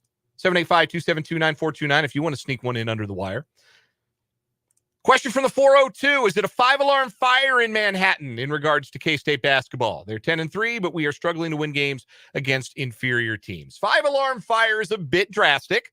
I don't think I would say that. They're going into conference play with 10 wins and a couple of, what are they called? Quad ones. I almost said tier one. They got a couple of quad one wins on their resume as well. LSU wins a quad one win. Providence win is a quad one win. Got some quality W's under their belt and no bad losses, which is equally important. As much as they did not inspire last night against Chicago State, didn't play great against North Alabama, didn't play great against Oral Roberts, they won those games. And at the end of the day, you put those in the win column. That means you avoided putting them in the loss column and avoided having to do some real digging to get yourself out of that hole in conference play. That being said, you definitely have to recalibrate your expectations, I think, for Kansas State basketball, where I think before the season began, with the assumption that eventually Naquan Tomlin and Quest Glover were going to play for this team, and you wouldn't have to lean so heavily on the contributions of freshmen and redshirt freshmen, I think it was reasonable to think that the ceiling for this team was to contend for a Big 12 championship in the way that everybody else contends for the Big 12 championship, which is to say you're in the race, you're at the top of the standings, and then Kansas wins it anyway. Like that's the reality of that situation, right? But I don't think that's the ceiling for K-State anymore. I don't think they're legitimately like top 4 in the league. I don't think is going to happen. They're probably a middle of the pack team in this league at best, but middle of the pack if they win 8 or 9 conference games. If they win 8 and a tournament game, a Big 12 tournament game, they're probably in the NCAA tournament. If they win 9 and a tournament game, they're definitely, I think, in the NCAA field of 68. So still a chance to be a tournament team. I think Jerome Tang is a good enough coach, and I think that their talent level is enough that they will get there, but definitely a lower ceiling than we thought, and because of things that are no fault of their own, really, with regards to the Glover injury and everything that happened with Naquan Tomlin. So that is a bummer, and I get you don't maybe feel as good about this team as you did when the season began, but I think they still feel like a tournament team to me. So would not call it a 5-alarm fire, but thanks for the question from the 402. Here's one from the YouTube comments from our guy Mark. Do you think the Royals will get one more hitter or just see what spring training will bring? I'm excited for this year, but I can be realistic too. I think if the Royals add another hitter, it will be via trade. I have been pretty resolute about the idea that it will be hard for them to spend a whole lot more money than they already have in free agency. They've outlaid for them a lot of money. Like, it's not a lot of money for the Dodgers or for the Mets in a regular year, but for the Royals, by their standards, they have spent a lot of money on free agents, and they've substantially improved the starting pitching rotation with the additions of Michael Watkins, Seth Lugo. And I like the addition of Hunter Renfroe on a 1-year deal to try and add a little pop to the corner outfield. I guess the question, if they're going to add another bat, where do they play? Because if you think about the bats that are available on the market right now that are realistic additions for them, like let's say a Rhys Hoskins Like, I think Reese Hoskins would be a nice right-handed power bat in this lineup and a good complement to maybe the left-handed power of Vinny Pasquantino. They're already pretty right-handed heavy other than Vinny, but, like Reese Hoskins could probably be had on a one-year deal. But where does he play? Your DH at bats and your first base at bats, you got to parcel those out between Vinny and Salvador Perez and, Nelson Velasquez. I was going to say Olivares. They've traded him. Velasquez is somebody coming back that might need some DH at bats. First base at bats, that's probably going to be Vinny. Nick Prado's in the mix there too. Like, I don't know where the obvious fit for the Royals is with regards to any of the free agent bats that are realistic additions. So I think if they do add a bat, it will be via trade, and it may involve a younger player going out for a more veteran player. But I don't think that is terribly likely. I think their priority was strengthening the pitching staff, raising the floor of that pitching staff. And they've done a really nice job of that. So thanks for the question, Mark. Appreciate that. Another one from the 785 on the text line. Congratulations to your DePaul Tigers on a fabulous football season. Thank you. Appreciate that. How are the basketball teams doing this season? Who are the powers in the North Coast Athletic Conference? I'm so glad you asked, because the DePaul Tiger women's basketball team has won 2 national championships in its history. They won one when I was a junior in college, 2007. They won another one, ran the rack, in fact, and I'm struggling to remember the year. It was either 2010 or 2011. But anyhow, they're a great program. They're one of the best Division III small college women's basketball programs in the country. They're out to an 8-4 start this year. And actually playing right now. They're playing Ohio Wesleyan like right this second as we're talking. DePaul and Wittenberg are good at basketball on the women's side. On the men's side, DePaul hasn't been real good lately. They're 7-6 this year. Kind of been a middle-of-the-pack team in men's basketball. Wittenberg, Worcester, Wabash, the W schools in the league have been the better ones in recent memory. But thank you so much for asking about my alma mater. You know I love an opportunity to shout out my beloved Fighting Tigers of DePaul University. DePaul never quits. Hashtag DNQ. Another one from the YouTube comments. Vance asking about how I feel about the mullet. Yay or nay? Very important question, Vance. I'm so glad you asked. I'm a nay on the mullet as far as it pertains to myself. And the reason I can speak with confidence in regards to me being a nay for myself is because some of you may remember we had a global pandemic about 3 years ago, give or take. Coming up on the 4-year anniversary of Rudy Gobert popping positive for COVID and everything shutting down. 4 years. It's wild to think about. It's already almost been 4 years since that all happened. But anyway, that happened. And while that was happening, there were some things that you really couldn't go do, or at least not do with like a relative feeling of safety or confidence. And one of those things was get a haircut. So your boy, me, did not get a haircut for a while. And I had the locks sticking out the back of my cap, and they're starting to kind of lick up like flames against the campfire at the back of my neck. And it was looking awful mullety there for a little while. And I can tell you it was a bad look. You know who else can tell you it was a bad look? My wife, who was my girlfriend at the time. But she would have told me then, and she would tell me now with the equal conviction, no on the mullet for me. Now, there are some people who can pull it off. And to them, I say salute. There are lots of hairstyles that I can't make work that other people can. The mullet just happens to be one of those. Not a mullet guy, sorry to say, for me.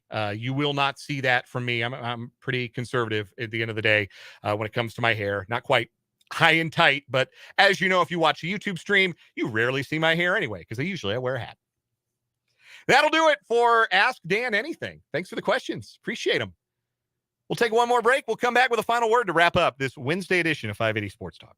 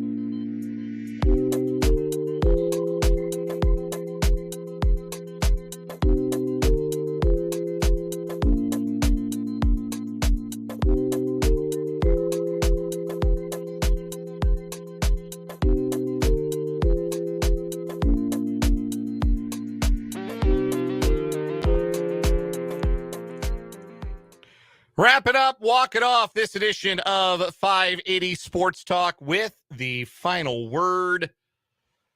Kansas State appears to have a point guard problem. Now, the good news is it can be solved. Tyler Perry, I think, is not so far away from being an effective point guard, but it's not always the easiest thing to adjust to, and some guys never fully do. I think the skill set is there for Tyler Perry. I think confidence and decisiveness are the things that he has not played with, that he has to play with if he is indeed going to be that point guard, that playmaker, that facilitator that K-State needs.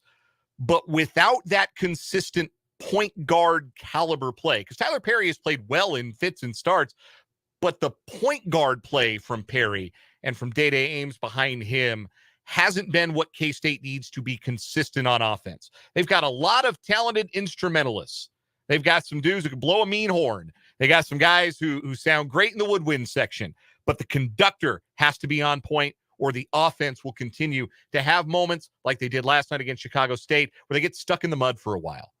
And you can afford that against Chicago State, but you can't afford that against the best the Big 12 has to offer. And we'll see what kind of point guard play K-State gets when the rubber meets the road, but it has to be better than what it was in non-conference play. That's going to do it for 580 Sports Talk. Brendan's got the Coaches Show, Washburn Coaches Show from Skinny's. That's over on Classic Country 106.9, starting here in just a couple minutes. We got K-State Hoops coming up here on 580 WIBW. The women, the 11th ranked women, taking on Houston tonight. Enjoy the game. For Brendan, I'm Dan. This has been 580 Sports Talk.